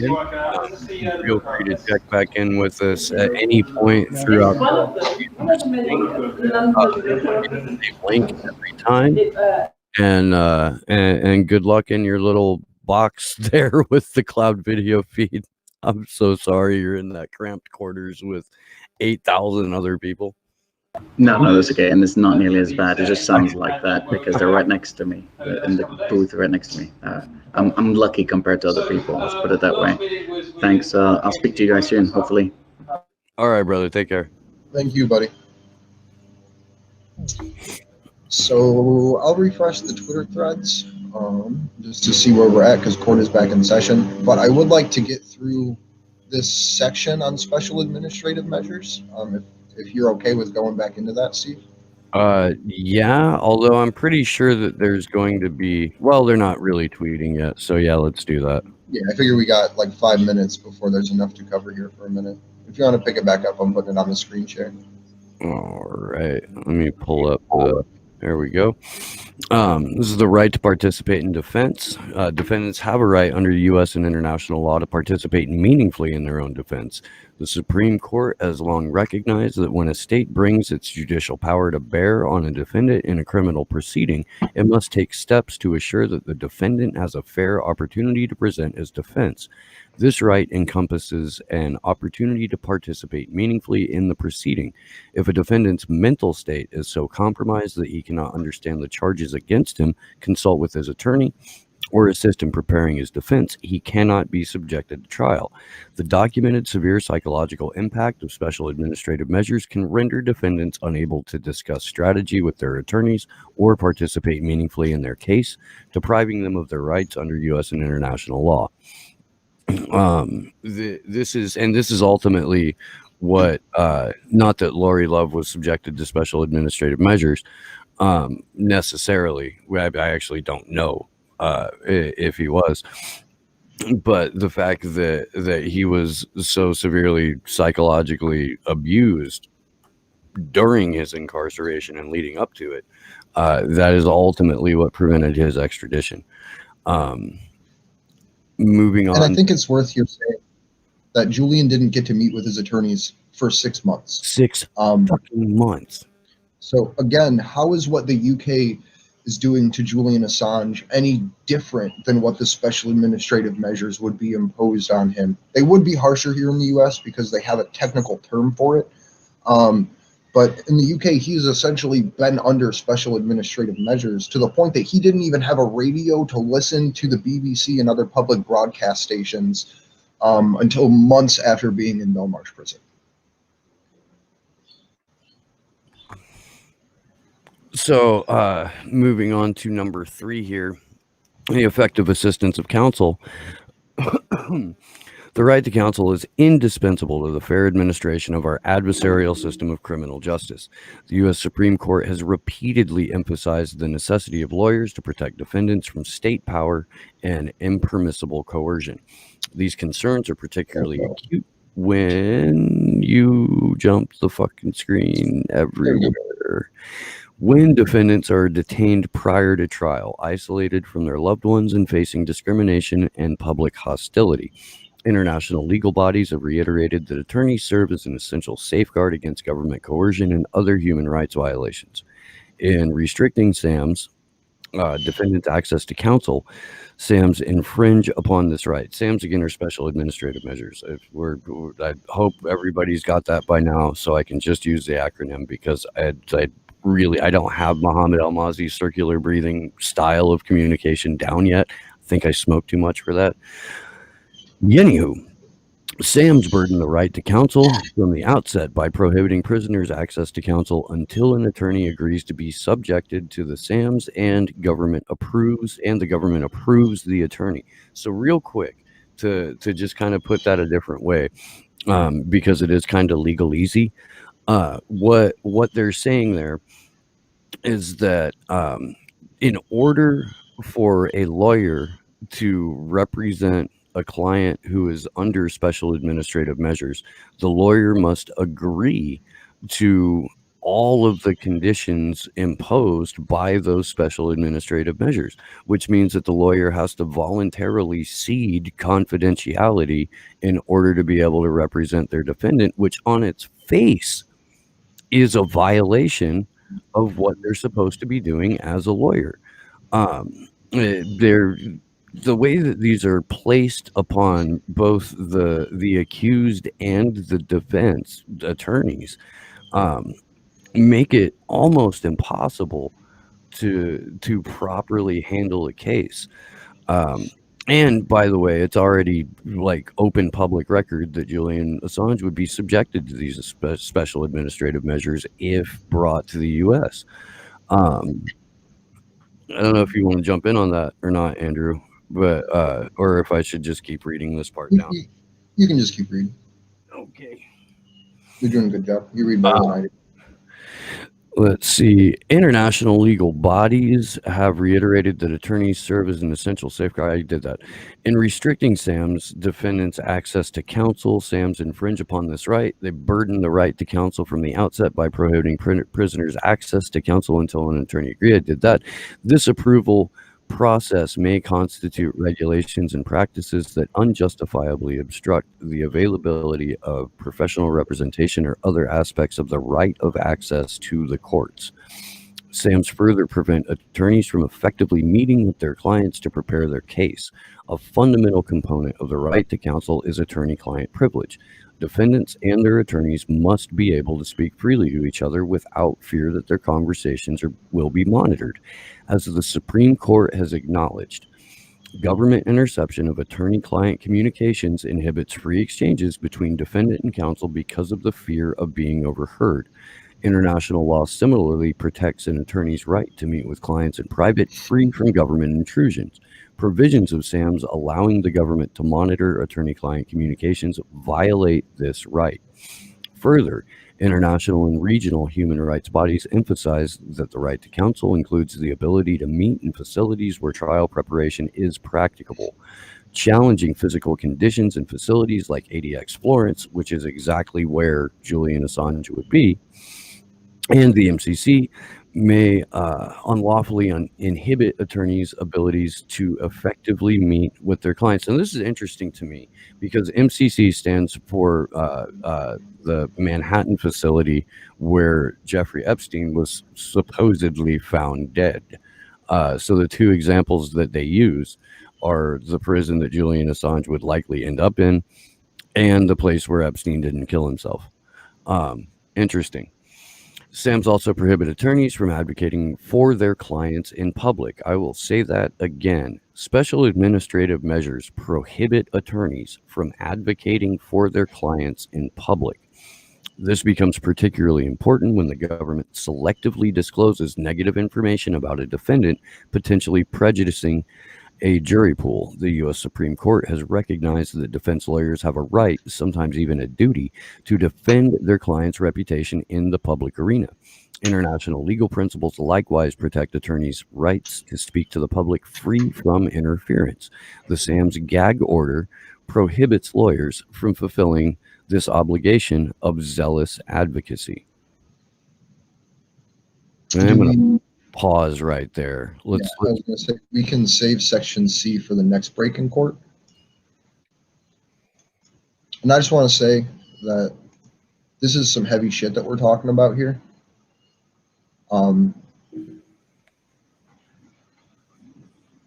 So I don't know. It's just a lot to process and a lot to take in. But Mohammed picked up with some tweets as court kicked off right after he got off the stream with us. Lunch over cross-examination restarted. The nature of psychiatry is one that relies heavily on self-reports. There is no MRI scans for hallucinations. That is not how you make the diagnosis, Professor Kopelman says to Mr. Lewis. Mr. Lewis asks Professor Kopelman whether the fact that one of the partners and children is best known. Mr. Lewis asks Professor Kopelman whether the fact that one has a partner and children is best known protective factor against suicide.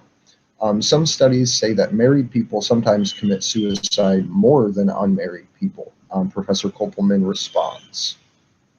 So I hate having to go through and like all these, but I just want to make sure that people can see them because I don't inherently like these. But it is nonetheless important to make sure that this information gets out. Kevin Gastola, as of 1 minute ago, Lewis emphasizes the auditory hallucinations were self-reports. Kopelman relies on the nature of psychiatry, that there is no MRI screener that will show you hallucinations. That's true. You can't spot hallucinations on an MRI, which is a little bit disappointing if you've ever had friends who worked in the IU medical school and you snuck in at about 3 o'clock in the morning to take pictures of your brain while you were on various psychedelics. So I've heard, allegedly. Let's run with allegedly. So Mary Kostakidis, as of 17 minutes ago, says there is another large series of tweets in this thread where the statements are being interpreted by some as my statements. My fault. I got to a point where I forgot to type K at the beginning of each tweet, and I would never make a pronouncement about Asperger's. I am not qualified. But this happens when you are trying to keep up with what is being said, and I hope that this clarifies things. I just want to say we appreciate you, Mary. Thank you for doing what you're doing. But she goes back in here to the questioning, where Lewis, turning now to Stella Morris, Coleman says, she asked me. The judge says, ask the question. So that's the judge directing Lewis, apparently, to actually do his job. Did she tell you that she was his current partner and mother of his children? Kopelman replies, yes. Why didn't you put that in your report? It wasn't in the public domain. It's included in the second report. So again, Lewis not reading witness statements, not reading the reports that they put out properly. Lewis says, isn't it relevant to whether he is a suicide risk? Kopelman says yes. Lewis says the best protective factor, to which Kopelman replies, sometimes married people are more at risk. Lewis says your duty to the court didn't take first place over saving the couple embarrassment. Kopelman says you would have known he had a partner. So this is Lewis again just trying to pick pieces and make people say things and present information in a certain way. I don't even think legally, based on the UK's like breadcrumbing and all of those other laws that we've learned about through Craig Murray's trial, that he would have even been able to put that information in the first report because it was not public until what was it, just after the February hearings? I got a leaf blower going on in the background. I'm sorry. Okay. Contractors in the contract. Let me jump in here real quick then, because this is particularly insidious of James Lewis QC. So Kopelman submitted 2 statements, and the first one didn't mention Stella Morris because the relationship wasn't public, and for Lewis to accuse Kopelman of trying to deceive the courts by not disclosing a relationship that is 100% protected by privacy until forced into the public by a judge. That's a little fucking disingenuous. The only reason we know about Stella Morris is because in a desperate attempt to sort of reclaim some of the power and the narrative, she outed herself as Julian's partner a couple of days in front of a court ruling that would have forced her to be outed to the public via the media. It's perfectly understandable and reasonable that Koppelman would not mention her directly in a report where her identity wasn't known to the public. Like, that just makes fucking sense. And again, it may have even, due to the UK law, been illegal at that time too. Yeah, I mean, that's possible. I don't know. I honestly don't know enough about the specific privacy laws in the UK to comment one way or another on that. You would think I would at this point, but Right? Well, I know enough about like the reporting side just from Craig Murray's case, but I don't know how it would affect a medical doctor. I guess that's the part that I'm confused about. So we have, and I just love his interpretations of everything. We have Richard Medhurst saying, court resumes. Lewis continues cross-examination of Koppelman. Lewis, unconvinced that the patient suffers from auditory hallucinations because they were self-reported. Koppelman says, most psychiatric evaluations is reliant upon self-reports. You cannot employ an MRI scanner to detect hallucinations. I know we already went over that, but I just think it's always worth reiterating. Oh, man. no, definitely. I'll co-sign that. Seriously, if the prosecution's argument is based on whether or not you could see auditory hallucinations on a fucking MRI, like, they gotta go. Just flat out gotta go. Well, this goes back to being the pit bull. Like, you're the guy there to be the muscle, not the guy there to do the thinking. And he obviously hasn't even read the reports. He probably has a list of talking points to go over, and somehow through that omits, like, it's obviously not him that's doing any of this research, that's preparing any of these statements and cross-examinations. He's literally just doing what the State Department's telling him to do. Because it is relevant that it was left out of the first one, but included in the second report by Koppelman due to the reporting bans and the non-disclosure by the court. But we have Defense Assange picking up 13 minutes ago. We got two tweets. We have back from recess. The judge asks why Dr. Koppelman's witness statement isn't provided to the press. The defense asks her to hear arguments that would be withheld out of respect for Assange's privacy. She will hear those arguments later. Lewis continues cross-examination of Dr. Koppelman, and I really hope that those reports aren't given to the press. Just knowing the nature of how press works, it'll probably end up running some very derogatory, fucking disgusting headlines. So I'd like to thank Mr. Koppelman for not inherently releasing those out of privacy concerns. But discussions over whether Dr. Koppelman should have disclosed that Assange had a partner and 2 children in his first report. Prosecution suggests that this decreases suicide risk. Koppelman says that he was protecting Julian's privacy, and it is in the second report, and that is known to the court.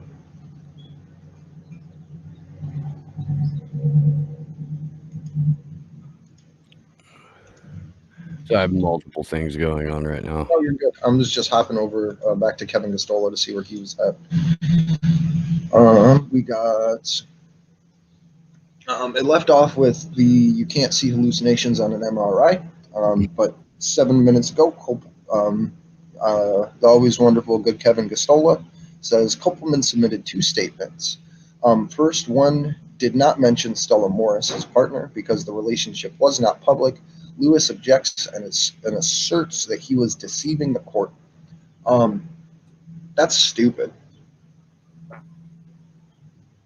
like straight up, like the court knew. The court was the one that forced the name into the public domain. And then with the judge asking, why aren't these reports public? You can't, at that time, couldn't have made a report about that and then had it be public. At least in my understanding of everything. For full context of what's going on in my head while all of this is taking place, when you said you can't see auditory hallucinations on an MRI, what played in my head was that statement set to the tune of "You can't roller skate in a buffalo herd." I don't even know what that's from. It's an old song, but it's also in like the opening scene of one of the Jackass movies where Homeboy actually is on roller skates inside of like a bullpen. Okay. Yeah. So Mary Kostakidis here. Kopelman said, maybe I didn't perform my duty to the court. I was being diplomatic. Lewis says Mrs. Morris believed that he would definitely commit suicide if you report, but that's not what your contemporaneous notes say. I believe he would definitely be a suicide risk if he loses this case. Kopelman says it is not different. Lewis arguing he should have used her exact words. He says her meaning was clear to me. Well, good thing that he's not a doctor, because if he treated patients the way he treats witnesses, it would get really awkward really fast. But Lewis continues here. Morris told you she was not aware of hallucinations. Kopelman said she usually visited him with the children, perhaps a reason he didn't tell her. Kopelman admits it's an error of omission. Lewis and Kopelman are discussing the details about his older son and the reason he changed his name, which Kopelman said was not relevant and he wanted to respect his privacy. Lewis continues, you relied upon Niels Melzer's report, which is neither balanced nor accurate. Kopelman says he took a psychiatrist with him. So not only is Lewis trying to discredit the witness's statements, his notes, he's now also trying to discredit Niels Melzer.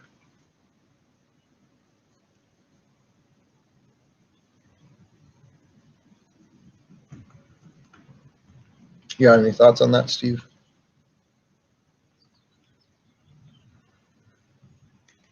Of course he is. It's not as if you get to be the lead prosecutor and Queen's counsel for being a upright, truthful, empathetic individual. So why not take an axe to the UN Special Rapporteur on torture? I am really glad that Niels Melzer is getting brought up and brought into this, because hopefully that will allow for the defense and if not this particular witness, hopefully the next one or two or three, to say, did you read the interview with Niels Melzer where he talks about being skeptical and not wanting to delve into this case because according to Niels Melzer, Julian had to have done something wrong to deserve the treatment that he was being subjected to. If we can bring the arc of Niels Melzer's journey into open court testimony, that will do wonders for Julian Assange and his legal team. So Mary Kostakidis continues with some tweets here. Lewis quoting Melzer, commenting on the chief magistrate having a conflict of interest and calling Julian Assange a narcissist. This is a weird thing for the prosecution to enter. Wow. They're fucking dumb. Lewis quotes Melzer commenting on the chief magistrate's conflict of interest, the chief magistrate having a conflict of interest and calling Julian Assange a narcissist. Reading from a pre-typed judgment. I agree that this is a political document. I summarized it and exclaimed and put exclamation marks in my report, but I did not rely on them to make a psychiatric report.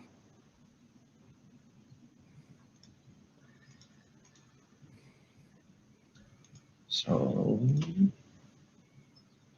Kevin Gostola has a couple more tweets. I got to run inside for a second, but I will be right back out. Okay, I'll pull those up here when I find an open. There we go.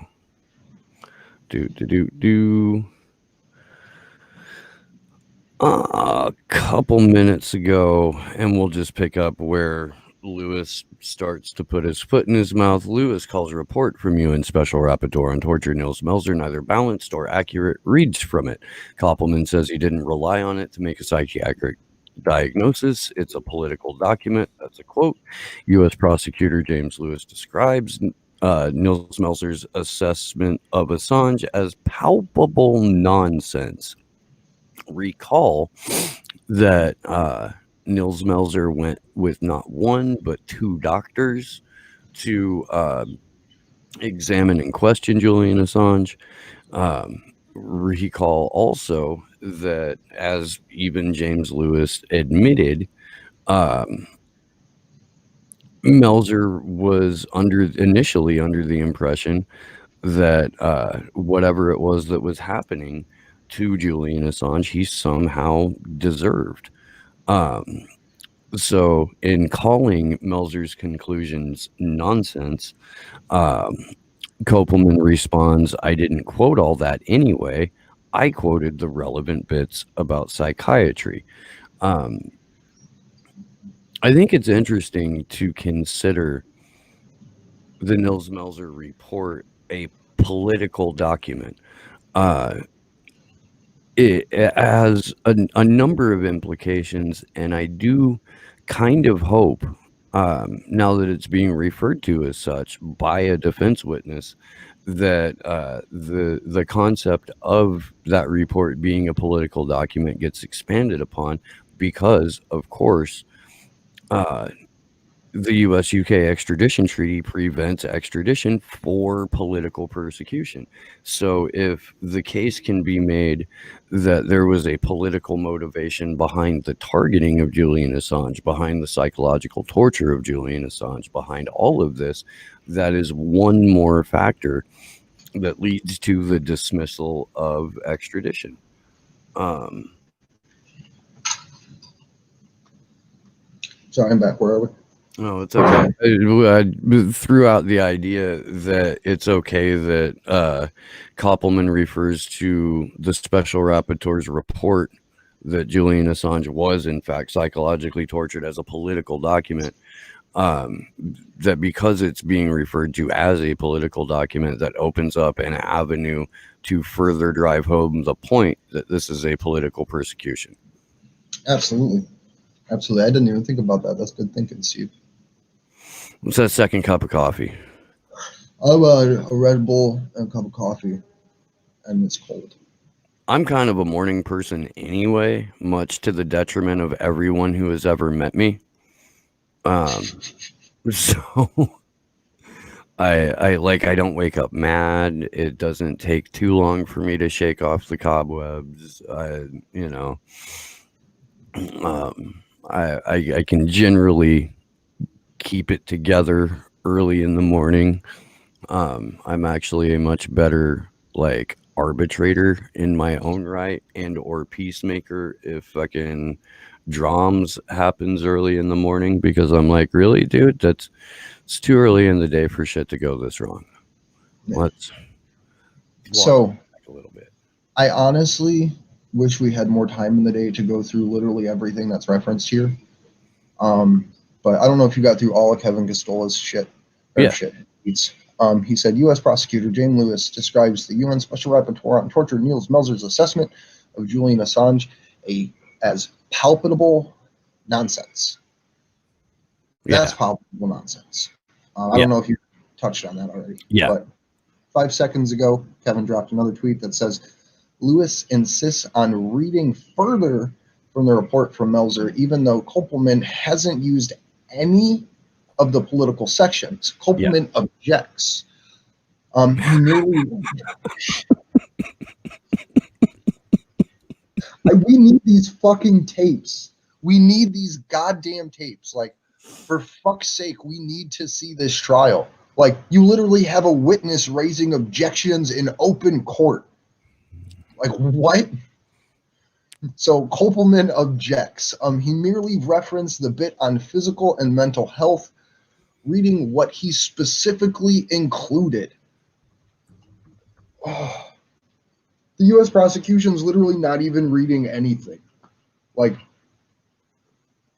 I don't even know what to say at this point. Like, literally, lead prosecutor James Lewis doesn't even know what the fuck this dude said because he didn't read it, and then constantly keeps putting his foot in his mouth to the point that the witness has to raise an objection. Like, I don't think I've ever seen a court case where a witness had to raise an objection on a lawyer. It's usually a lawyer raising an objection on a lawyer. So this is palpable nonsense.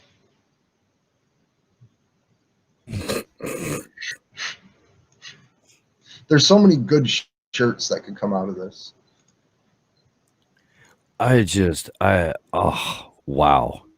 Yeah. You know,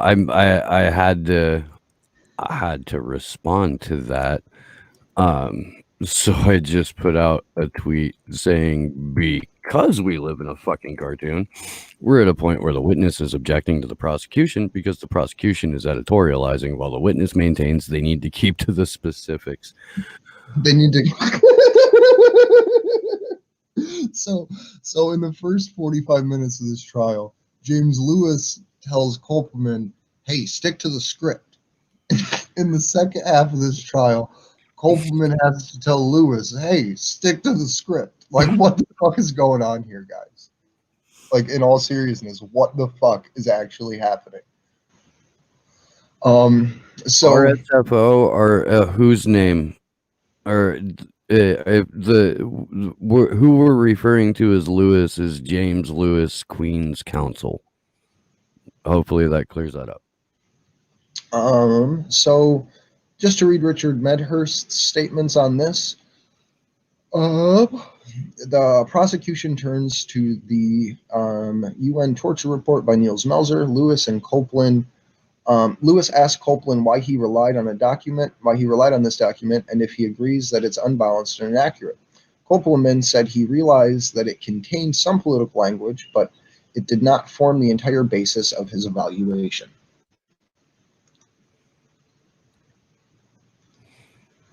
Let's see where defense Assange is. So we're actually 12 minutes back, I think, on defense Assange was about 5 tweets. And they gave us a wonderful little article to read here, too.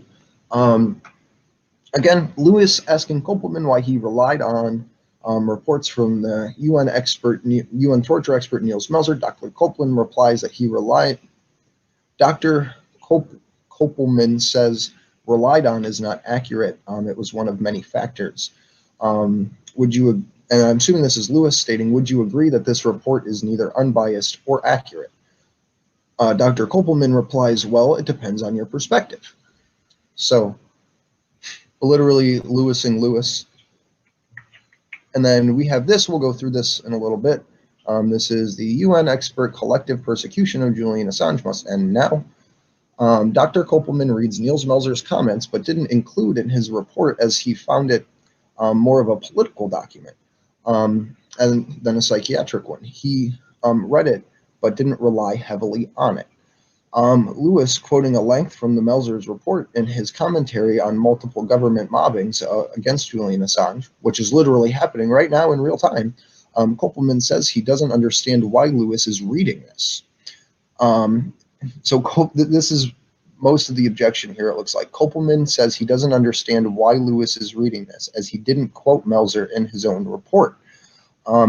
Seems the main point of this exercise was to get Kopelman to agree Melzer's comments are unbalanced, Kopelman won't comment on the political question as he took the medical aspects into consideration. So, wonderful maneuver there by Kopelman. I hate to word it like we're fucking watching a football game or some shit, but that was a rather good statement by Kopelman as to what he actually used, which is the evidence in the report, not the opinion.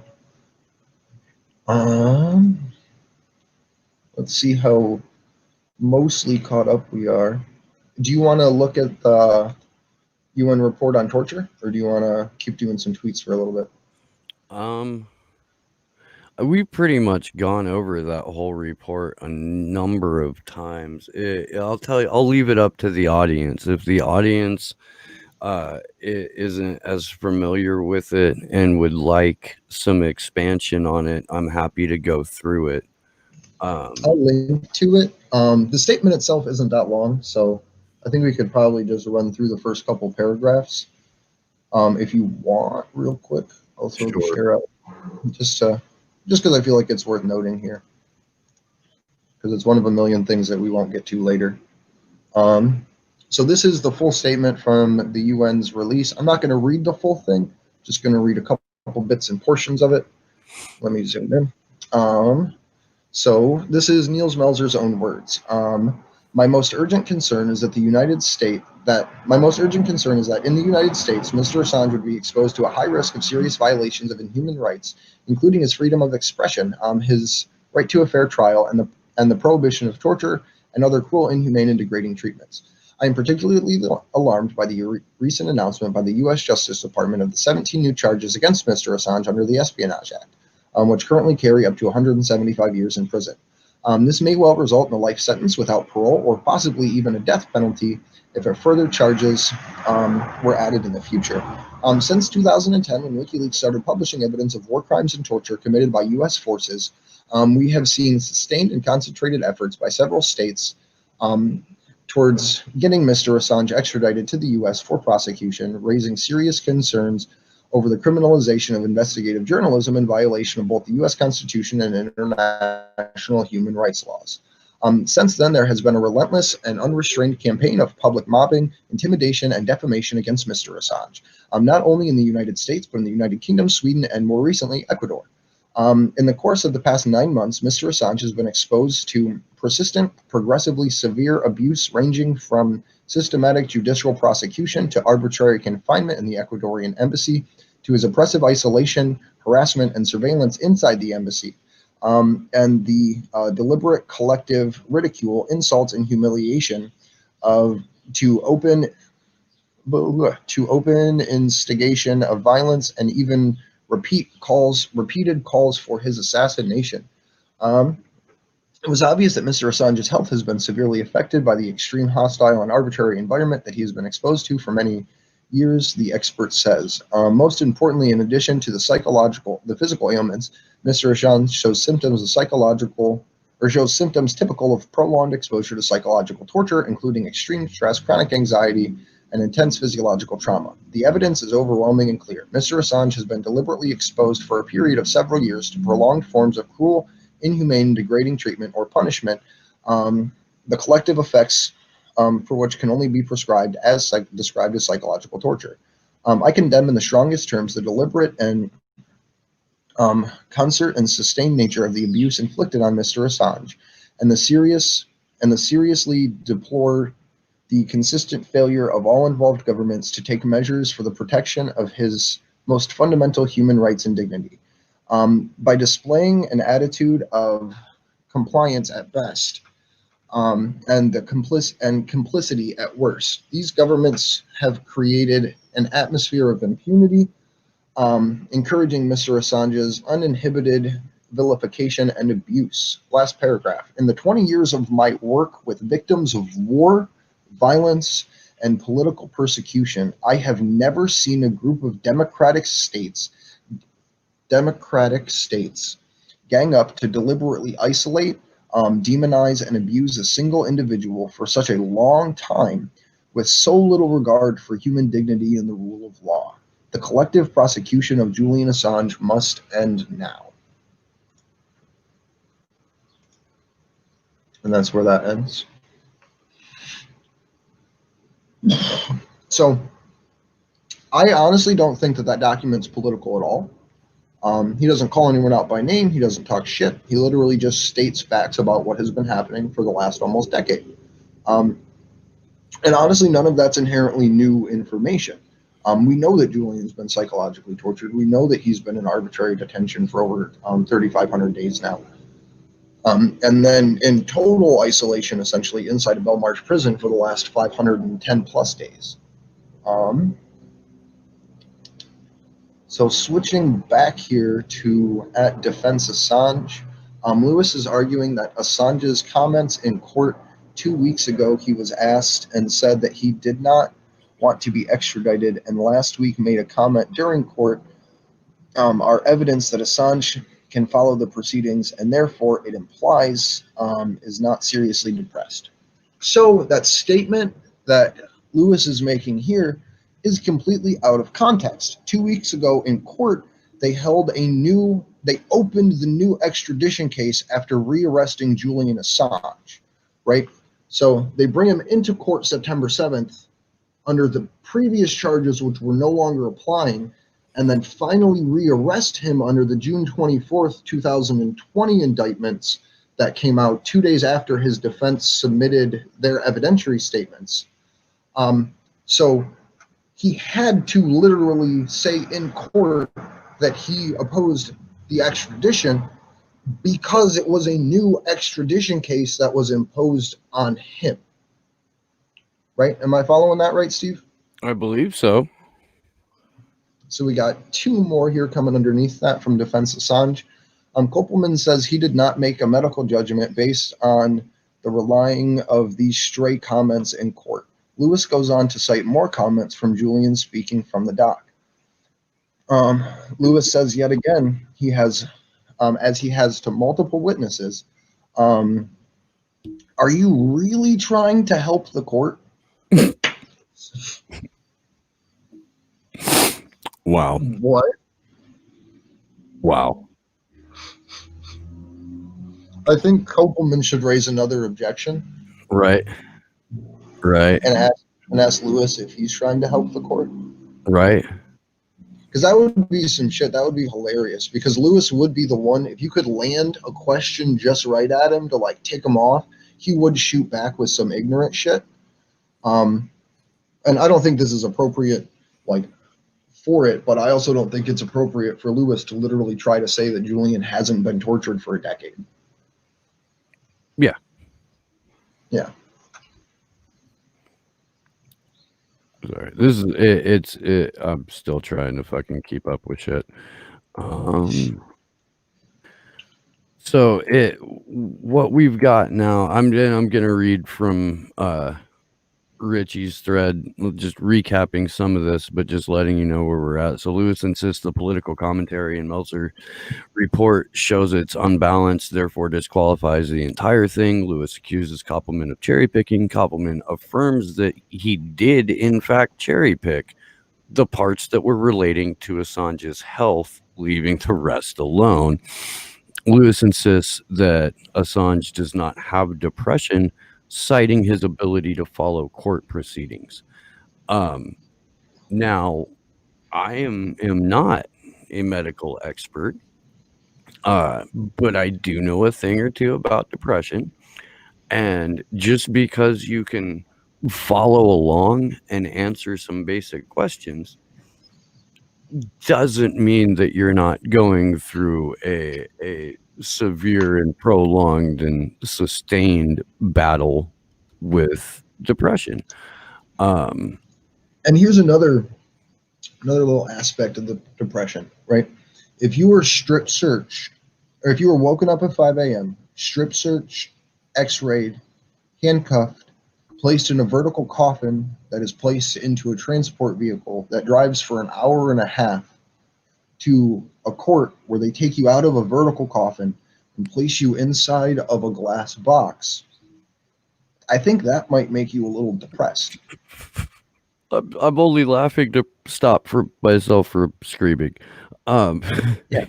Like, just the court in and of itself, regardless of any other circumstance is inherently generating a form of depression through torture, which if you read the Craig Murray article from the first round of the hearings back in February, we would know that the glass box is literally a form of torture, and there was a war criminal that was released in a European court simply on the basis that he was tortured inside of the glass box, if I recall that article correctly.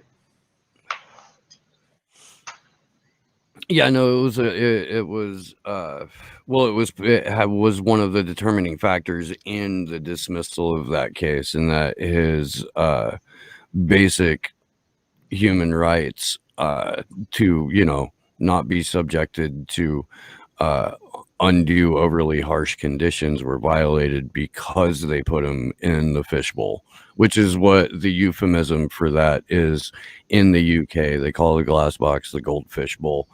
Which I don't think is harsh enough, personally.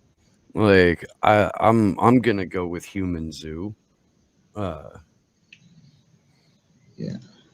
It's pretty fucking gross. And just one more time, the Old Bailey did not have this prior to this hearing. There was no goldfish bowl, no human zoo, no glass fucking cage at the Old Bailey until Julian Assange, a non-violent, uncharged, remand political prisoner, was brought into the room. Fucking let that shit sink in for as long as you need to. But however many high-level, highly violent inmates have gone through the Old Bailey, none of them needed the goldfish. Centuries that it has existed. That's why it's not called the Young Bailey. Right, like that thing has been standing for centuries, enough to be called the Old Bailey, and there's never been a glass box installed in there until a publisher was put on trial.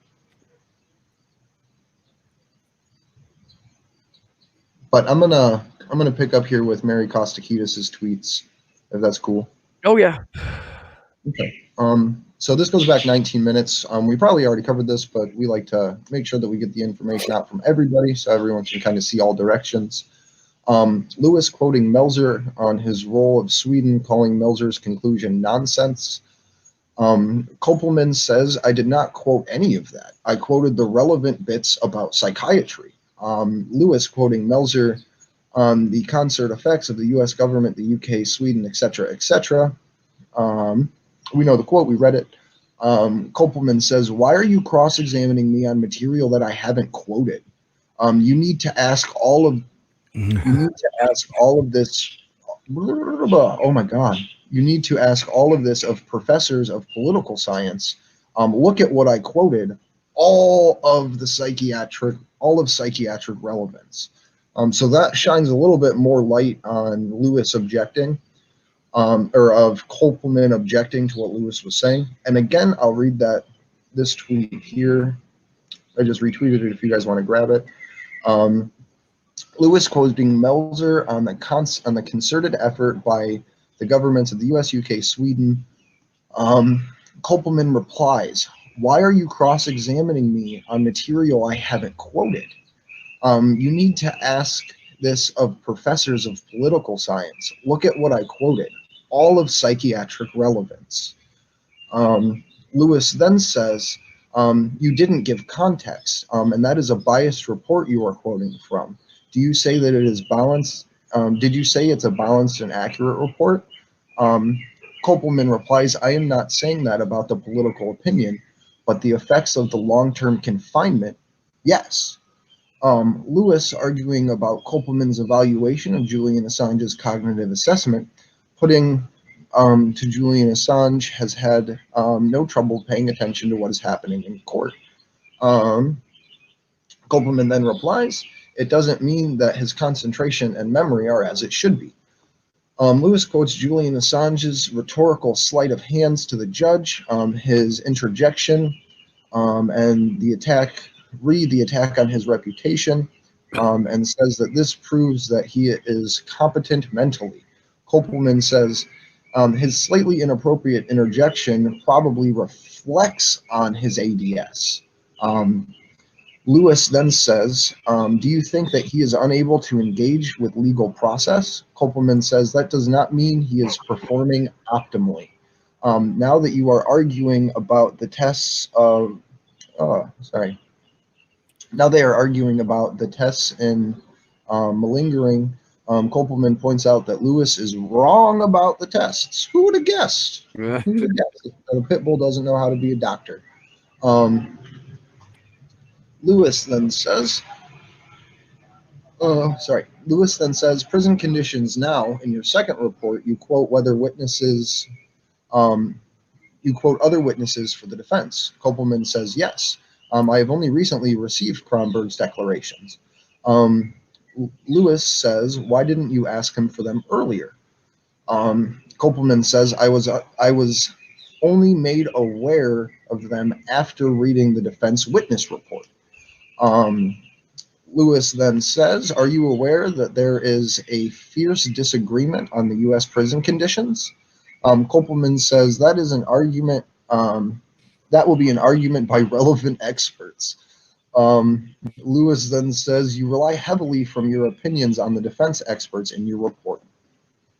So literally just, like, there's not even an accurate line of questioning from Lewis. He's literally just trying to throw shit at the wall and see what he can get answers for. But Lewis continues here, where he says, you say that he is facing a potential life sentence. Kopelman says, I have taken part in other extradition proceedings, and it is remarkable how many U.S. experts are prepared to say similar things about the U.S. prison system. Lewis then says, if the court's finding in favor of Kronberg, you would have to...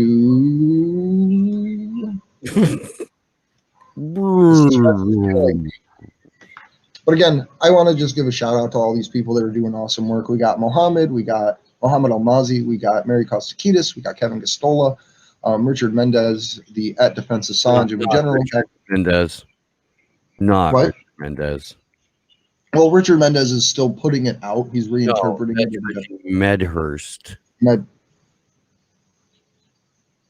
I mean, and the Defense Assange. He's not Mexican, dude. I'm sorry. It's super early. I've been up way too long. Let's see if we got the second part of this tweet yet. Yes. No, we don't yet.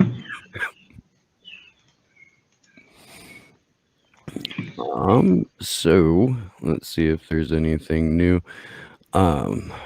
Real quick, we have a question from Tony Murphy over on Facebook. He said, didn't Kopelman tell Lewis to fuck off? Yeah, he did. It was great. Let me see if I can, you can do what you're doing. I'm going to see if I can refine this and just post the link in the chat.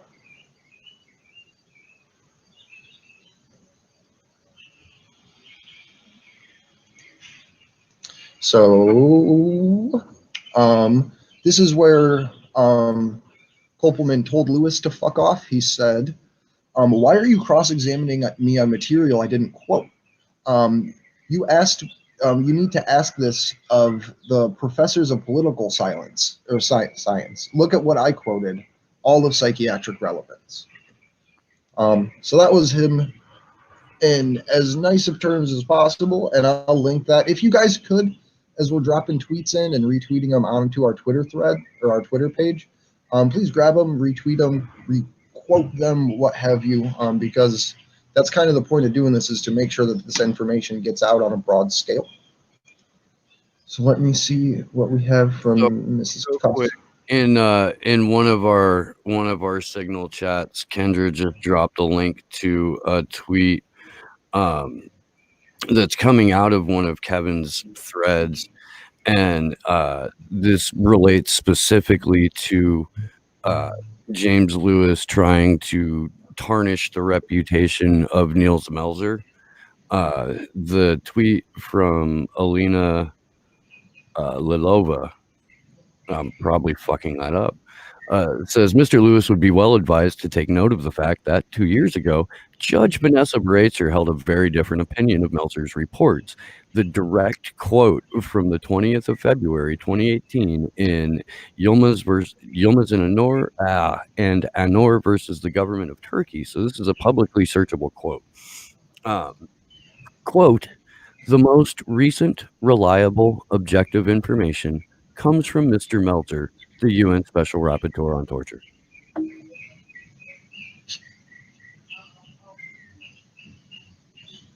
Just so we all know, 2.5 years ago, Vanessa Breitzer, on record in a court trial, cited Niels Melzer, UN Special Rapporteur on Torture, as having, quote, the most recent, reliable, objective information. I bet you these people hate that the internet exists. Oh God, dude. Like, I bet you that look at where we're at. Look at where we're at. Okay. One of the original cypherpunks who built a website for transparency for the powerful, fully harnessing all of the tools available to us in the digital internet age, is on trial for doing exactly what I just described. So of course these fucking people hate the internet. Of course they do. Why do you think Breitzer has made it so fucking hard to find out anything about her? Why it takes multiple freedom of information requests just to get what should already be publicly available information in that what they were seeking in the specific FOIs I'm talking about were judicial decisions that she had made on extradition. That should be public information in and of itself. It shouldn't matter which magistrate, which judge presided over it. Real quick, I just want to say that the Daily Beast, according to the U.S. prosecution and the arguments that they've made, is currently in violation of the Espionage Act because they just put out a tweet saying, independent, intelligent, and influential, send us tips to the Daily Beast and become a member. And that is referring to a CIA secrets that's trending around right now. So I would like to thank the Daily Beast for, according to the U.S. government, violating the Espionage Act by requesting secret information. I guess I would like to thank the Daily Beast for not smearing me in the last 6 months. That's good too. Fucking Daily Bootlicker, fucking piece of shit, fish wrap, fucking. So to get back to Mary Kostakidis' tweet thread, this is the tweet that we got cut off suspensefully in the middle of.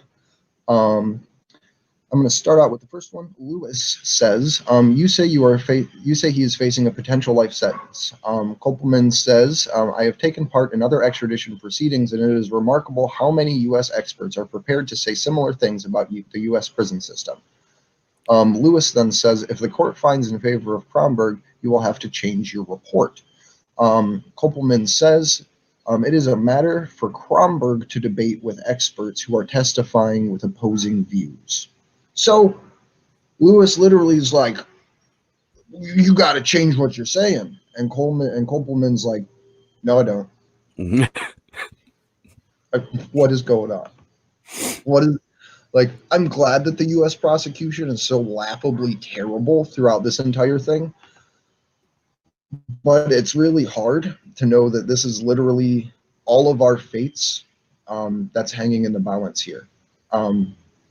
And what I mean by that, if you go back and watch our, what was it, the Friday morning broadcast? No.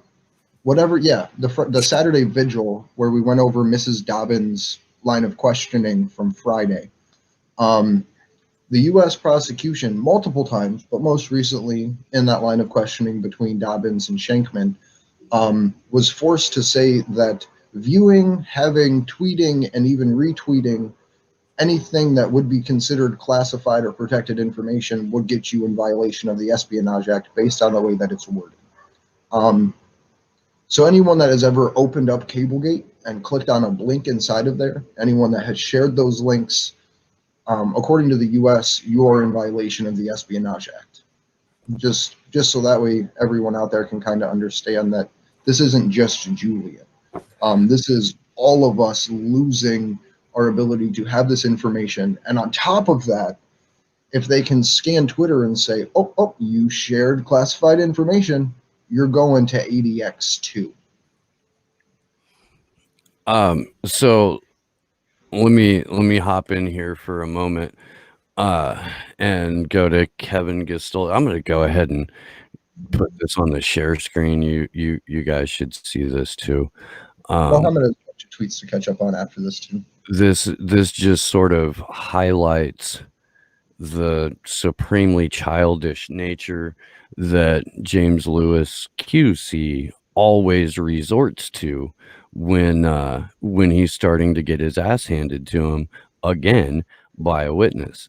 So this is about where we left off. Lewis objects to Koppelman relying on defense expert statements on U.S. prison conditions, but prosecution did not provide Assistant U.S. Attorney Gordon Kronberg's affidavits, somehow supposed to know the request. Not provided voluntarily until after he did his reports. James Lewis calls WikiLeaks WikiWeeks. Kevin somehow becomes even more petty than in prior hours as Lewis asks if depression prevented Assange from soliciting or leaking materials from the U.S. government, public speaking, coordinating with the media, or preventing him from doing a chat show on RT. That is James Lewis, professional prosecutor, resorting to the kind of childish, hyperbolic bullshit that you are supposed to find at a dive bar, not before one of not during the biggest fucking press freedom trial in recent history. I would just like to say that we are in before Russiagate, because that's kind of where that line of questioning or the bullshit statement seems to be like, ooh, you had a show on RT. Yeah. Well, and look, man, the report, the affidavits that Lewis keeps referencing, these reports by Assistant Attorney General Gordon Kronberg, if you read them, it's a bunch of fact-free. It reads like a fucking Daily Beast op-ed. It reads like a sort of poorly constructed, like wannabe Robert Ludlum hack spy novel, and in no way, shape, or form outlines anything remotely resembling an accurate retelling of events, let alone providing any sort of evidence whatsoever that Julian Assange actually did any of the shit they're accusing him of. That's the report that Lewis wants these people to quote. That 368-page document that they get 24 hours in advance. Yeah. So, sorry, fucking freezing. Just to pick up with Mary Kostakidis again, I'm going to reread these two tweets and then go into the new ones just to make sure the context is there. You say he is facing a potential, Lewis, you say he's facing a potential life statements. Koppelman. I have taken part in extradition proceedings, and it is remarkable how many U.S. experts are prepared to say similar things about the U.S. prison system. Lewis then says, if the court finds in favor of Kronberg, you would have to change your report.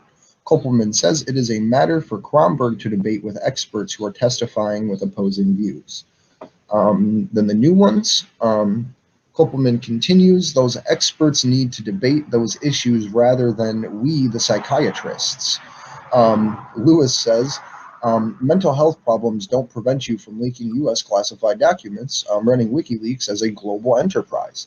Koppelman says, I would describe the recurrence of depression not while he was running WikiLeaks, but as his Asperger's would have affected the way he ran WikiLeaks. Lewis listing Julian's other achievements, such as fronting a TV program. Koppelman says, but I did not say that he was depressed at that time, because Koppelman wasn't working then at that time. He didn't start working with Assange until May of 2019. But Lewis quotes Kronberg on the suicide protocols, where Kopelman quotes others who disagree with Kronberg. Lewis then asks, why are you advocating a case? Lewis wants the witness to admit that if Kronberg is right, his views of what would happen to Julian Assange and his mental health in the U.S. would have to change. Kopelman has said multiple times his views aren't changing, that it is irrelevant, essentially, what the U.S. is saying about the U.S. because that's not what's being argued right now. So I think that that's pretty clear to point out there. So this is off of the Assange defense account. Just in the last couple of minutes. Lewis now wants to put Kronberg's statements about U.S. prisons to Kopelman to see if they change his mind. Kopelman doesn't want to deal with hypotheticals. Kopelman citing many sources, including the CCR and the Marshall Project on U.S. prison conditions. Lewis says, oh, so now you're an expert on U.S. prisons? Kopelman says, no, but those are sources out there on this issue. Lewis challenges the potential sentence Assange might get as one of the many bases as Kopelman cited as reasons to fear extradition. So now Lewis is resorting to, this is basically a direct quote, if he didn't get life in prison, if he didn't have sensory deprivation, if he wasn't in segregated housing, would it change your mind? And Kopelman has to say, well, it could, but what's the reality of that? I'm sure, and that's the last tweet. So I'm sure Lewis will be like, well, I don't want to deal in hypotheticals, right? Because that's just kind of how that schmuck rolls. Like, there's just some people that should have been grounded more as kids. Nikki, Katya's Compass on Twitter just sent me the fucking picture of James Lewis's LinkedIn. So I'm gonna go ahead and put it on the screen, or his profile for the law firm that he works for, rather. So let me put this up. Apologies. Where'd it go?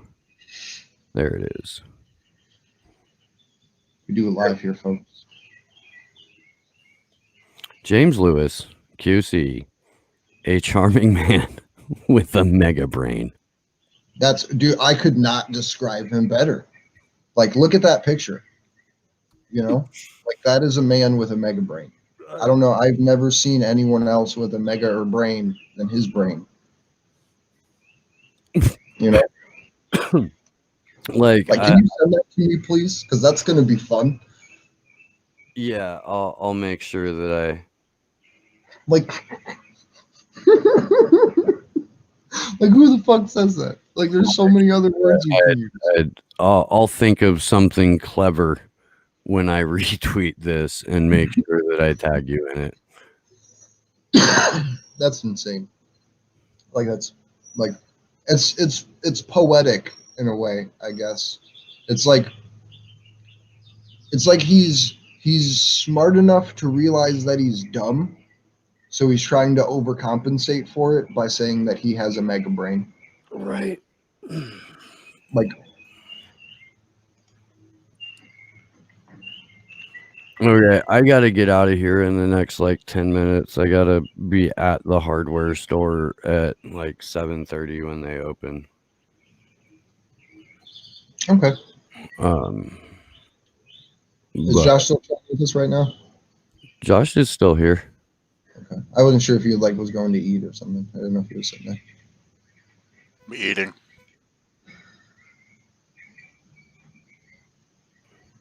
I mean, really. This whole thing is just crazy, people.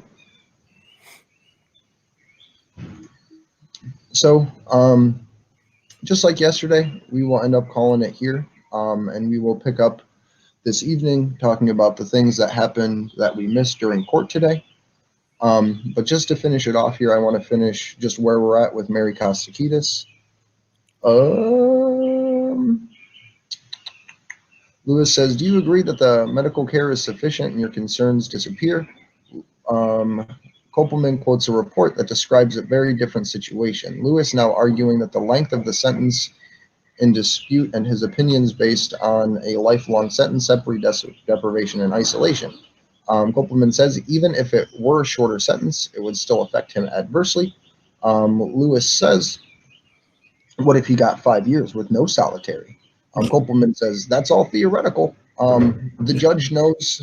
The judge wants to know if this would change his opinion. He doesn't feel that's a fair question. So again, the Lewis is doing so bad that the judge has to step in to cross-examine the witness, Kopelman, a second time. Like what? Like, I would love to see another court case where the judge decided to be a lawyer and then the case didn't get thrown out. Right. Right.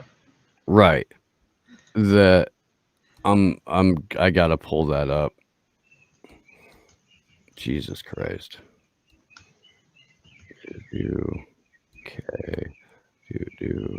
Fucking my computer's running a little slow this morning.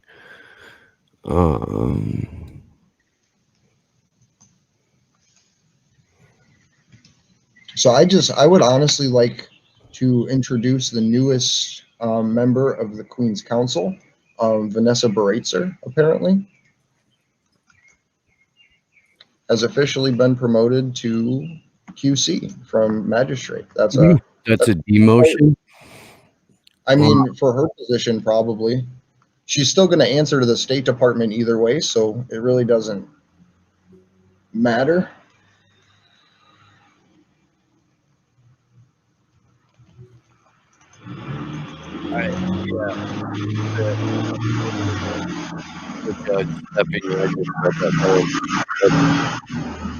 Absolutely, the judge stepping in to do the job of the prosecution for the prosecution because the prosecution is fucking blowing it. Wow. Wow. How do you spell Vanessa? I want to make sure I got this right. Is it Vanessa? Yeah. Okay, just making sure because there's a couple ways to spell that. So congratulations to the newest member of the U.S. prosecution, Judge Vanessa Baratzer, QC. So I'd like to thank everybody for watching today. We will again do this tomorrow and going through as much of the court case as we can before time limits restrict us here. We do have a bunch of different documents that we're going to be going through for you. We will be back later tonight to recap what we did in DC today as well. I don't even know off the top of my head right now if I can tell you what our action is. So give me a second. This is way too early. Today at it's already almost 10:30 there, you bum. Today we're going outside of Trump International Hotel, which is a wonderful location snuggled right between the Department of Justice and the White House on Pennsylvania Avenue. I would love to have everyone possible here in DC come out to join us while we do it. Again, we will be there from noon, probably till about 6. It says 7 on the website, but 5 hours is a hell of a long time. We will try our best. Yesterday, we were outside of the British Embassy until about 6 o'clock-ish, playing multiple different teach-ins, harassing the British. Overall, good time. So, yeah, you can find us on Twitter at @action_4 Assange. You can find me at Andrew Zigman. Please go on to our Twitter feed and retweet and comment on all of the different aspects of the bullshit that we have pulled out. Yeah, thanks for joining us. Oh, and real quick, just so you know, Andre, RSFO has offered up an alternative spelling to Vanessa. He spells it MICIMATT, which spells me. Yeah. As That's so a pretty good one. a possible alternative to I guess the traditional spelling of it. My name is Steve Poikinen. I host a show called Slow News Day. You can find it on YouTube by typing in Slow News Day Podcast into the search bar. I'm also on Rockfin and D Live. We will be joined, I believe, by Syrian Girl for the vigil tonight. We Oh yeah, we have a real vigil tonight. fucked off over the weekend and didn't get a chance to connect, but I believe that's going to go through this evening. Yeah, just thanks you guys for hanging out with us. We will, because we love you and hate ourselves, we'll be doing this again tomorrow morning. And hopefully once again we'll have at least somebody who's been participating on the cloud video feed and doing the live tweeting that we are going through with you guys on again with us tomorrow. And until this evening, good luck to us all.